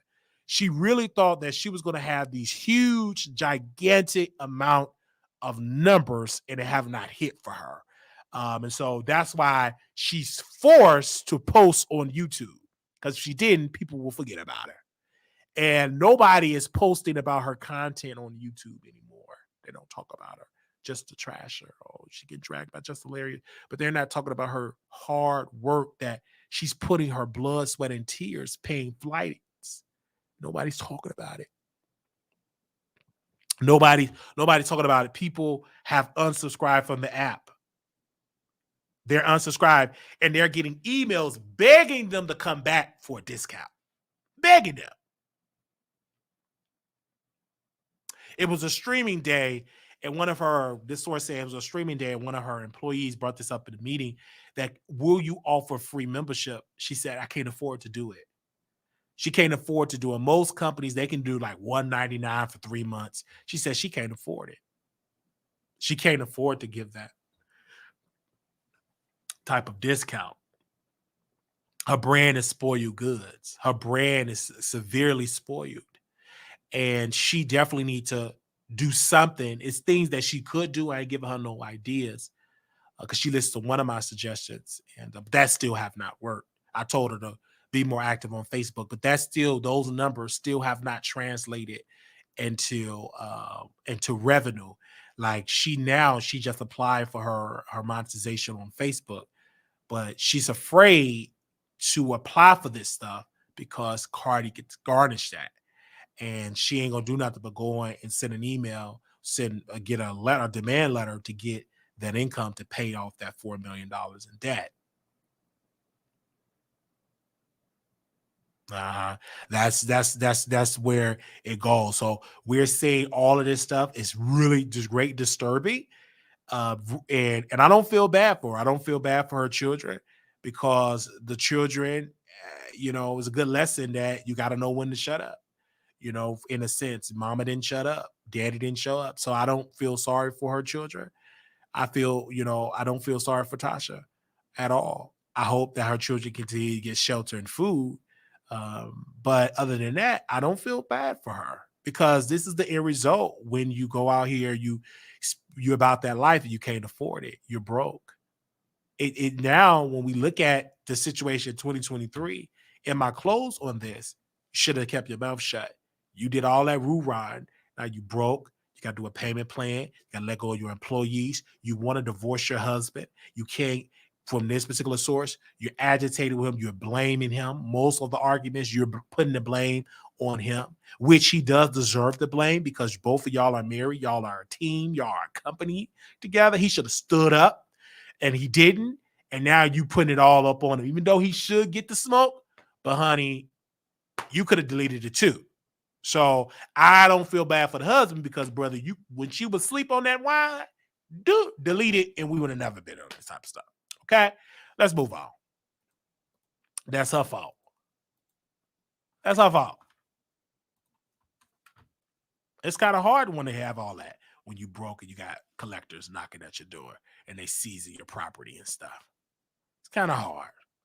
Who want to make love when you got people evicted, you about to get evicted, and taking your property, your baby clothes?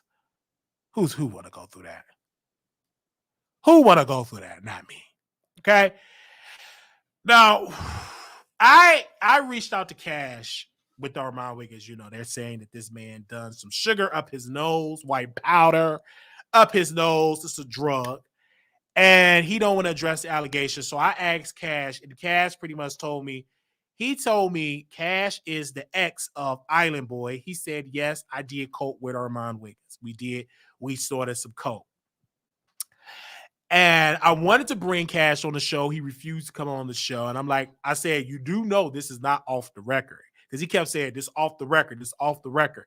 It ain't nothing off the record with me. If you send me some tea like that, it's on the record. I'm going to come here the fast as he told me that. The fast I came on this YouTube. I told my members first, I come up on here. And for me, I don't feel bad in this type of instance, because if you did the booger sugar, I don't feel bad at all. I don't. If that's what you want to do, then you do it. Okay? What gets me with Armon is that he's pretending like he's not on the drug. Tell your audience that you do it. Your audience deserve an answer of your snorting thing up the nose. One of your top givers, the one that was in the military, she was in the military. She got a military officer husband, gave him almost about $1,500. And if it is true that he snorted up that $1,500, I'm on an apology, because you said I scammed the public, but you didn't tell that innocent, she ain't really innocent, this messy old lady, that you're going to take her hard-earned military money and you're going to snort it? You're going to snort her innocent $1,500. She innocent. She's in the military. She was touched, according to her. She got all these multiple checks. According to her, she's a rich bee. And you gave him all that money. And you mean to tell me he snorted it up his nose? This is why he ain't no station head answering these allegations. This lady deposited her military check. She used that to get medication and therapy instead of going to Clubhouse and playing with herself and all that, allegedly. And you mean to tell me this man snorted it and showed residue with the crust coming out of his left nostril? I don't know. To me, that was very foolish. And I blame your man, Pops, because Pops should have told you, bro, we did a little cocoa. We did a little cocoa. Okay? We did a little cocoa. So let's make sure you wipey because you're going to lie. You are in that 7. And I keep trying to tell this alleged booger sugar snorter, you a celebrity. Oh, I'm not a celebrity. I'm not no celebrity. I'm not a celebrity. Now he's getting dragged from the northwest, southeast, all over the world. Now he say, I know this sound corny, but I have to embrace that I am an internet celebrity. Of course. I'm an internet celebrity. I'm a celebrity. Internet, whatever you want to call it. If I'm out here snorting something, it's going to be talked about.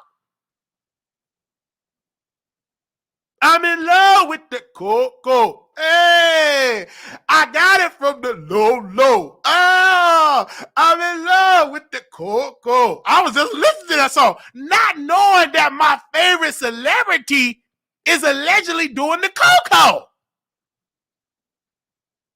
And he's supposed to be spiritual and having crystals and being spiritual and telling black women don't do drugs for 120 days and you will get a man. He's saying all these things that his boyfriend stopped smoking weed and he got him a top-notch job and he made close to $1 million. And then you threw that all out the window snorting some cocoa? I don't know if he did it or not, but that's what y'all saying. And he showed the picture. Some of the cocoa crust, booger crust, was leaking out of one of his nostrils. And then he had the audacity not to address these allegations. You owe it to your audience. If you have this drug problem, then your audience needs to know if their money is going to a good cause or up your nose. I talked to 3 of the top givers over there, over his show. They're ready to jump ship to the Wiley Show. And they said, we just want to understand if we're really sending our hard-earned money so he could put the cocoa crust up his nose. They really know. And they were shocked that he didn't address these allegations, and we was giving him time to address it. I really didn't went live yesterday, so I'm going to wait till my favorite celebrity address these cocoa allegations. He didn't address it. So I keep getting bombarded with people saying these things about him, and he don't want to address it. I don't understand that. You address talking about I scammed my audience for money, and they gave it themselves freely, just like they gave you the $1,500 freely. But today, you want to go mute and not talk about snorting stuff up your nose? Where the energy at when you thought that Brother Wiley was a scammer? You went live. You interviewed a mentally deranged person that really thinks she's married to a military officer, a voice in her head, and you did and gave her all this clout. And it's alleged that you're doing sugar up your nose. And you got all them homeless people that need help. You mean to tell me you're snorting up your audience hard-earned money up your nose? This is so sad.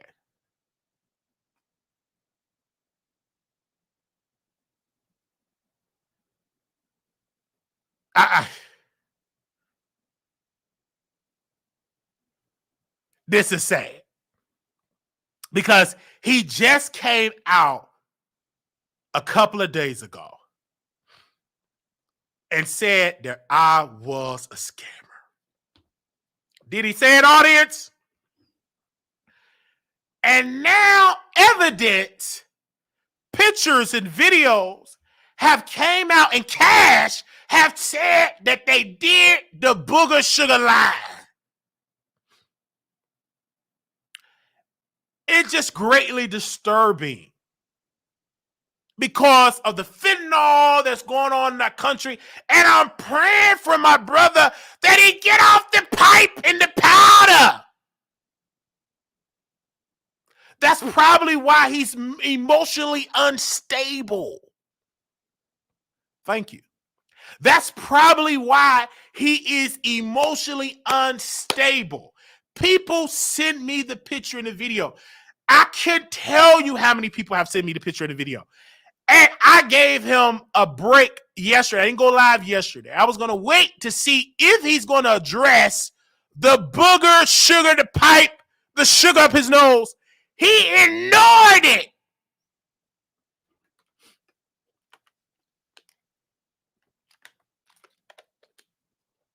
So I'm just personally hurt.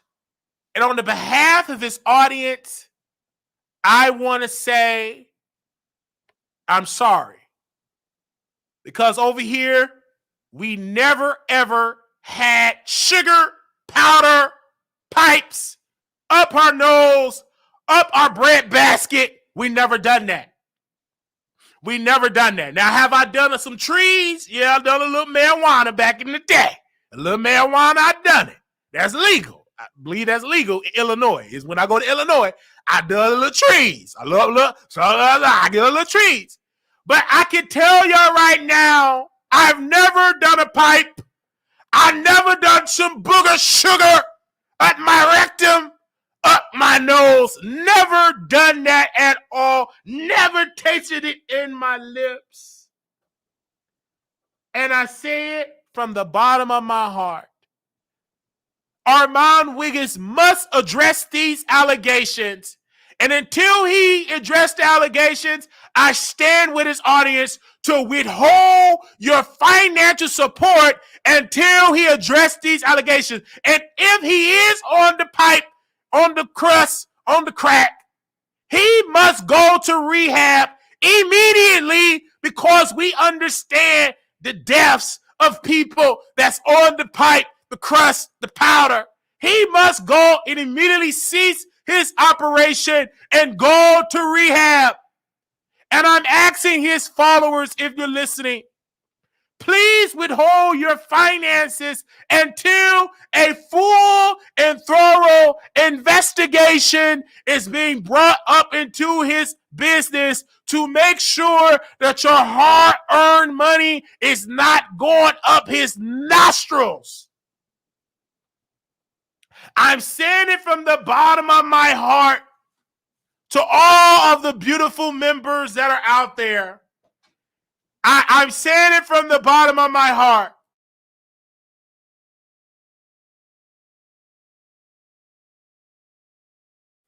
So one thing I can say for people that was in AA, they said you must admit that you is an addict. And then in the 12 steps, one of the steps is you must change the people, places, and things. You can no longer hang around crack addicts if you was battling with crack. So hopefully that he does this and address these allegations. We stand and help our brother. If you need prayer, I will help you get into rehab and to help you get as many different services in California that can give you the desperate help that you need.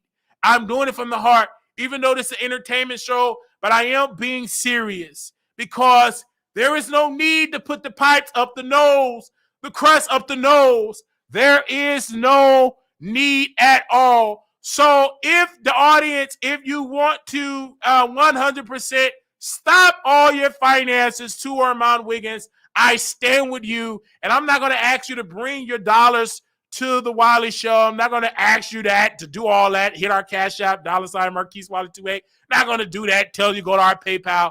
But if you want to say you want to give to a good, thriving, sober platform that don't put pipes up our nose, you can definitely contribute it to our platform right now. We greatly appreciate that. And all donations is welcome. So if you want to do it, we definitely have that as well. If you say, hey, Brother Wiley, I want to help take your platform to the next level, and like we guarantee we will not snort that pipe up our nose. We would bring it back into the platform and go to City Hall and interview these politicians. But I am saying it from the heart. All right. I just had to say it. I know it's late, so I'm going to drop the phone lines in here. If anybody want to call in, the number is on the screen here. I'm going to put the number on the screen here.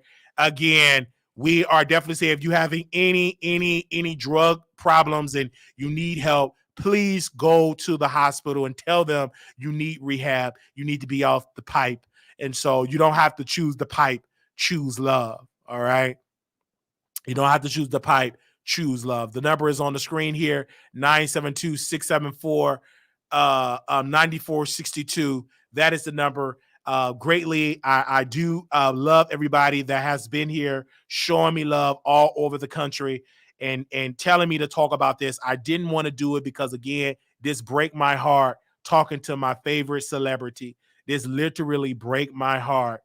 I'm talking to my favorite celebrity, and it breaks my heart talking to my favorite celebrity like this and having my favorite celebrity go through all the stuff that he's going through. And I'm definitely praying for my favorite celebrity that he gets the help. And though I'm coming from a place of comedic gesture, I got to be serious.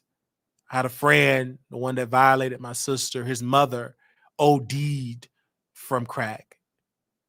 Had an uncle that battled with crack, and now he's thriving. Had another uncle, Bishop Cartwright, was a heroin addict, and now he's a bishop and a husband, a good pillar of his community. So you don't have to live like that. If you want to change, you can do it. And there's plenty of services that are out there and showing it to you. All right? It is plenty of things that are out there and that are showing you love and everything like that. Okay. So if you are in the building, if you're hearing me, there's ways to get out of it. I just have to pray. I want to thank everybody for coming on the broadcast today, showing us love, showing us support. We got 346 million people here. Okay.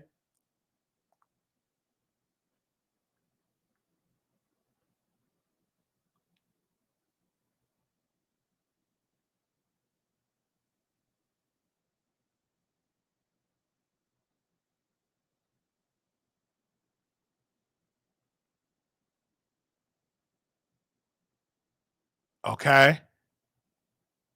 So we're definitely doing that.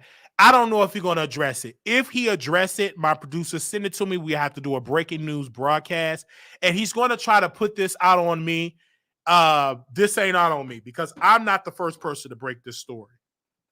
I'm not the only person to break this story. There was plenty of people that broke this story. Correct me if I'm wrong, Tasha. Love Maria. I wasn't the only one that broke this story. Okay. I wasn't the first person to break this story.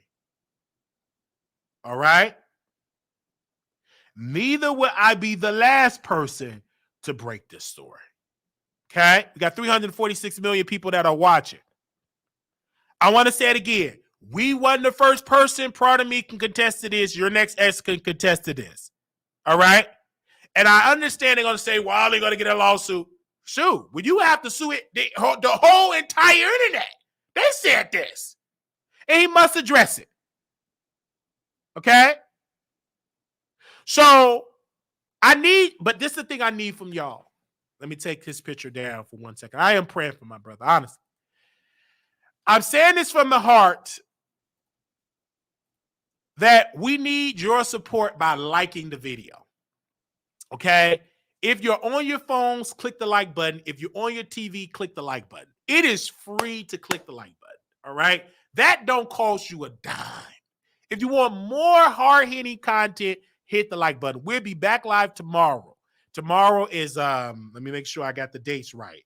Tomorrow is Thursday. We back live Thursday. Then we're back live Friday. Then also Saturday. Then also we got some content coming on Sunday. And then next week, we got a lot of morning shows. We're going to be back in Chicago. We got a lot of morning shows in Chicago. A lot of morning shows lined up, which is greatly. I think we have a special guest going to come on. We will bring back Two Man and Lady, but I'm going to bring that back when I'm in Chicago. And bring them back so they could definitely come on and everything. So we got the cast on there, so we bring it up. So Two Man and Ladies like once a week show. So they'll be coming on. We got a lot of morning shows, and so y'all can definitely catch the replay on the morning shows over there way, because we try to do the shows in the morning where it's quiet and everything like that. And then we'll be at City Hall, back at City Hall, covering city government, interviewing politicians on our platform. We want to thank everybody else for showing love over here at the Wiley Show. Please comment and subscribe. For somebody, please do it. Now, as part of the LA lifestyle, Greg probably had stuff on the table. Not saying it's right, but it is what it is. Addiction comes in many forms: social media, sex, attention. I say, if you're not hurting anybody else and you're functioning and doesn't cost me money, you do you, because I'm going to do me. All right. We thank you so very much. Again, our prayers are with Armon. We reached out to him for a statement. He didn't want to return none of our phone calls. You can always come on the Wiley Show and talk to us. If you need a friend, if you need help in that regard, we can make sure you get the help that you need, because there's many different services in LA that can help you. You got money to put yourself in a beautiful rehab if you desperately need it. But he definitely needs to address these allegations, because these allegations is not going anywhere. It's more powerful than anything he tried to say about Brother Wiley. They didn't care with the lies he said it with a mentally deranged lady that he used allegedly her money to snort. I don't know. That's what the people are saying. They said, sir, he used her money, sir, to snort. I don't know if it's true. And then I had to tell her, I'm like, why would you give him that much money?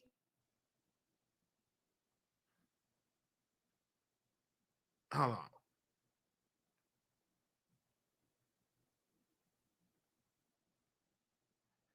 Why would you do that?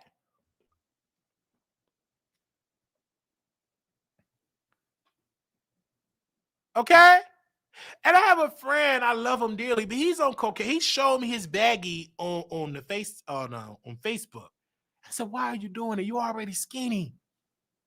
I said, you an addict. And I stopped talking to him. I said, what is going on? Y'all picking up that stuff. And I'm not judging, because it's a sickness. You know what I'm saying? And most of the people can't afford it. It's an expensive habit to have. It's very, very expensive. I was on, marijuana. That's very expensive. But I stopped that. And I eat 1 meal a day. I was on that marijuana and getting high on marijuana. It's legal. It's a plant. But I stopped because I was eating up everything. All right? I was eating up everything. Do you hear me? That's pure. Do you hear me? You remember that? Okay. So I don't know if he addressed it or not. Again, these are allegations. These are allegations, is what people are saying.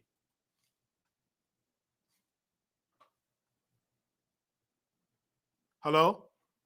Hey, I know you're busy, but if you want me to check that one, it's too early for me to mess with it. You saw what?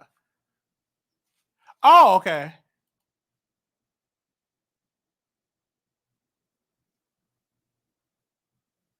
Oh, okay. That's for what was that? For June. Right, for June 4th. Yeah. Oh, you was watching the show then. Okay.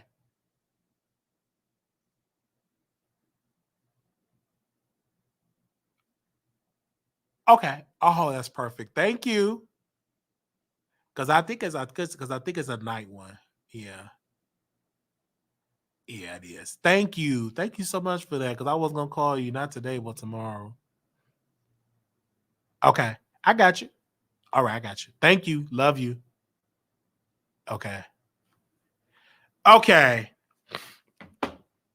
So, and that's how it goes. So Wiley stay answering the phone. Can't say he won't take your call. I stay answering the phone, or I stay answering. Like people call me. All right. So we'll be back live tomorrow. All right. We're gonna be back live tomorrow. Back writing on the website tomorrow. We ain't gonna keep hitting this. We done with the Armon Wiggins situation with whatever he snorted. If he did it or not, I don't know. Could be a booger. Could be not.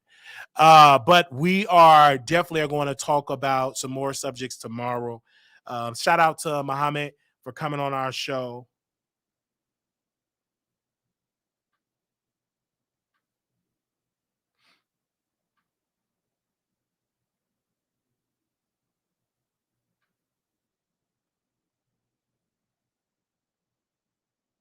Yeah. Okay.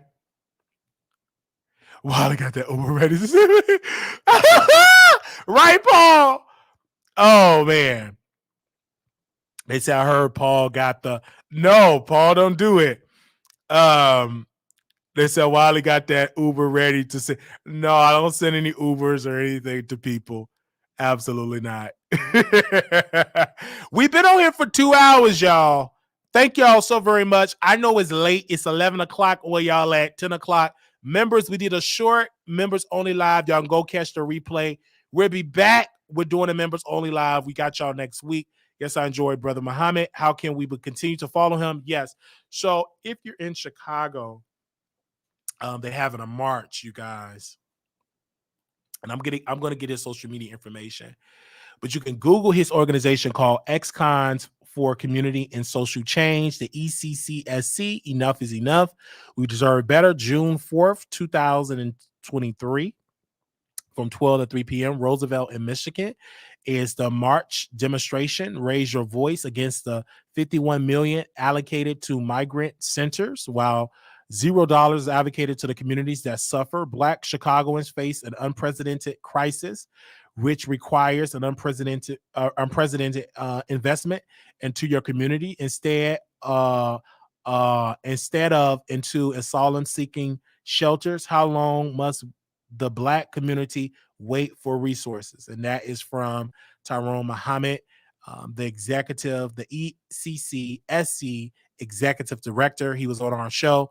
So if y'all in Chicago, make sure y'all go and attend that. I'm trying to change and get try to get there because we have a night flight. So I'm trying to get a morning flight. We'll see how much that's going to cost. But again, June the 4th, at 12 p.m. noon to 3 p.m. they're doing a march and everything like that. So he was on our show and we love him for coming on. And we met him at City Hall. I've been knowing of him for a long time, but we met the brother. I got his number and great. I hope his organization continue to be involved with social welfare. And as Khan, reinvestment rates are very high for Black and brown minorities. Yes. And so he's doing the work, man. He's very respected in his community. He's very active in his community. His organizations, and they're doing it with little to no funds from the government. And so, like I said, they was allocated to get millions of dollars from the state, and the governor override that and gave the money to other organizations. So they're doing it with little to no funds, and they're doing the work. And a lot of organizations that they do give money for, they're like puppets in a meaning of where they're being accused of being puppets, meaning that they don't criticize the city leadership or the state leadership. They get all type of money. But of course, a lot of things do need to be called out. And that's why we must support our organizations that are having boots on the ground from the West and the South Side. And so we're bringing our camera and we're going to show y'all what's going on these parts of the city that you do not see on mainstream media. And so we are definitely doing it as well. So we are doing it as well. So we will be back in the city covering that. And of course, we'll be covering the 2024 Democratic National Convention. I'm trying to get cameras and stuff so we can live stream. So I got to check with Roland Martin to see how much that stuff costs so we can live stream from there to all of my social media outlets. So we are trying to do that and trying to get press credentials to do that. And so I know it's super early, but we got to put in an application because before you know it, next year we'll be here. So we could definitely have boots on the ground definitely there covering this inauguration. Sorry, not the inauguration, the Democratic National Convention. I definitely want to go to the Republican one as well. So once I get the location, I believe Bear's going to be in Wisconsin. So I'm going to try to get my press credentials from there, because that ain't nothing from a car ride from Chicago to Wisconsin. It's a couple of hours away. So we're trying to do that as well. But thank God bless you all. But we're trying to do it, and we're going to need your financial support to do it. Yeah. We're gonna need it, man. And thank y'all. Someone donated $100, and that was enough because we had a little money left over from last time we went, and so that will be used for our train ticket to get us to and from City Hall, because it's much cheaper. Because one of the people said you need to rent a car. I said it's much cheaper just getting a train ticket, less than traffic to go there, and then get me back from home. And a 1-day pass is like $10, so which is not bad.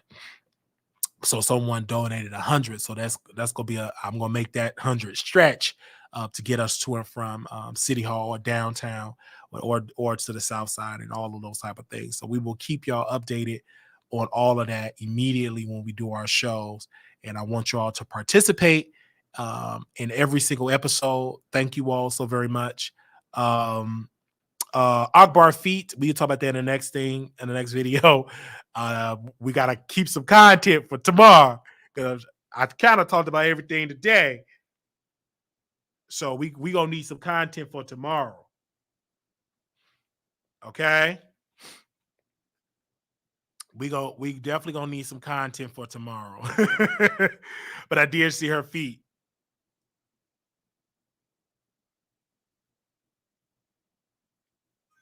All right. Okay. All right. God bless you and thank you. I will see y'all in the next video. God bless you and thank you. This was a good episode. Make sure y'all go to my website, www.wileythetroll.com. Shout out to y'all. We will do some more hiring, but right now we try to get a profit from the site. So check back to all the people that send me messages. I see it daily. Please come back in the fall, so hopefully I can afford to hire you. There's one writer I really, really want to bring back, but we had to let go because it's so expensive. I just haven't gotten a profit from the site. So once we get a profit, we will hire back a person and then add on to the team. But it costs money, man. This is costs money and time. So check back to me in the fall. So hopefully by my birthday, we'll be at a profit to be able to afford writers on the site. But other than that, thank y'all so very much. Just for those that have been contributing to the site, God bless you and thank you for all the work that you have been doing. Ebony D, myself, and pretty much Ebony and D, that the work that they have accumulated. God bless you and thank you all for y'all help. And we want to grow the team. We want to grow the team. Okay.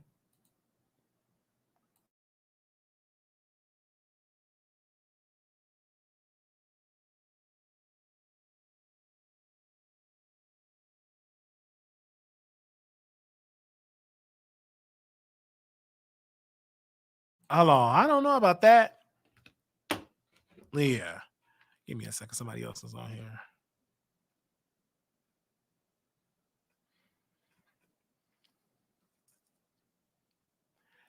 Yes, I'm gonna post it. I'm live right now. I'm definitely about to post on my social media. I can't post it on my YouTube because you got music on there.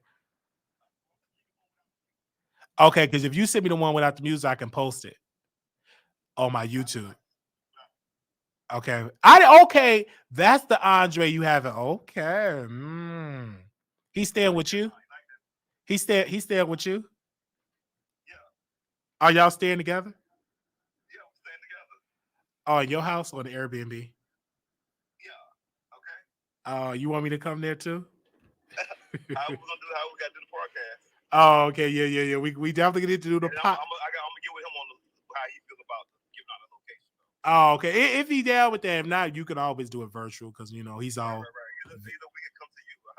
Oh yeah, definitely. Y'all can come to me most definitely. Right. Did you work out today? No, because I hurt my ankle, so my ankle healing. But tomorrow I got to get my ass in that gym tomorrow. Oh, okay. I would have went to the gym to help you with your ankle, but I'm on my way to drop my dad off. Oh, okay. I know you say your ankle. Yeah. Hey, your ankle. So God is good. So you Yeah. like the fly, you like the after party? I did. Yeah. It's catchy, huh? Yeah, it is very catchy. It's very catchy. Okay. I would definitely post it, man. Okay. All right. Hello? Hey. Hold on 1 second. All right, y'all have a good night. Yeah, everything's going good, Pastor. How you doing? I'm like, what the world? Okay, let me go through it because I didn't know I had sent you like the same stuff over and over again. I'm so sorry about that. Okay. Okay. Let me see what I did because I think you heard the first 5-10 minutes of it. And I think I got to see the last part of it. So because I didn't know I sent you the same video. Okay. Because the Fox. Let me write that down because I think I didn't see you that. Okay, the Foxy one. So let me make sure. Okay. You said her address? No, I don't have that at all. No, I used to have the Georgia one, but she's not in Georgia anymore. Yeah, and it's difficult to find it because it's not in her name. It's in her mother's name. Mm-hmm. Yeah, somebody says all in her mother's name. Okay, and let me make sure I can verify it and make sure, and I definitely had it too. So let me look over what I sent you and see the other part. Okay. Okay. I'm looking forward to it. Thank you so much. Thank you, Pastor. Yes, sir. Thank you.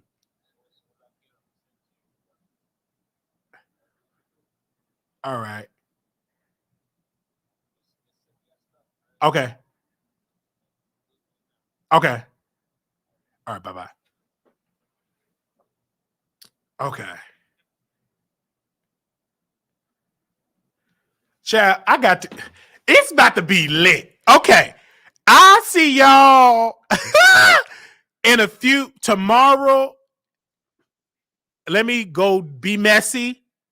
We got to be back. All right, y'all. Peace.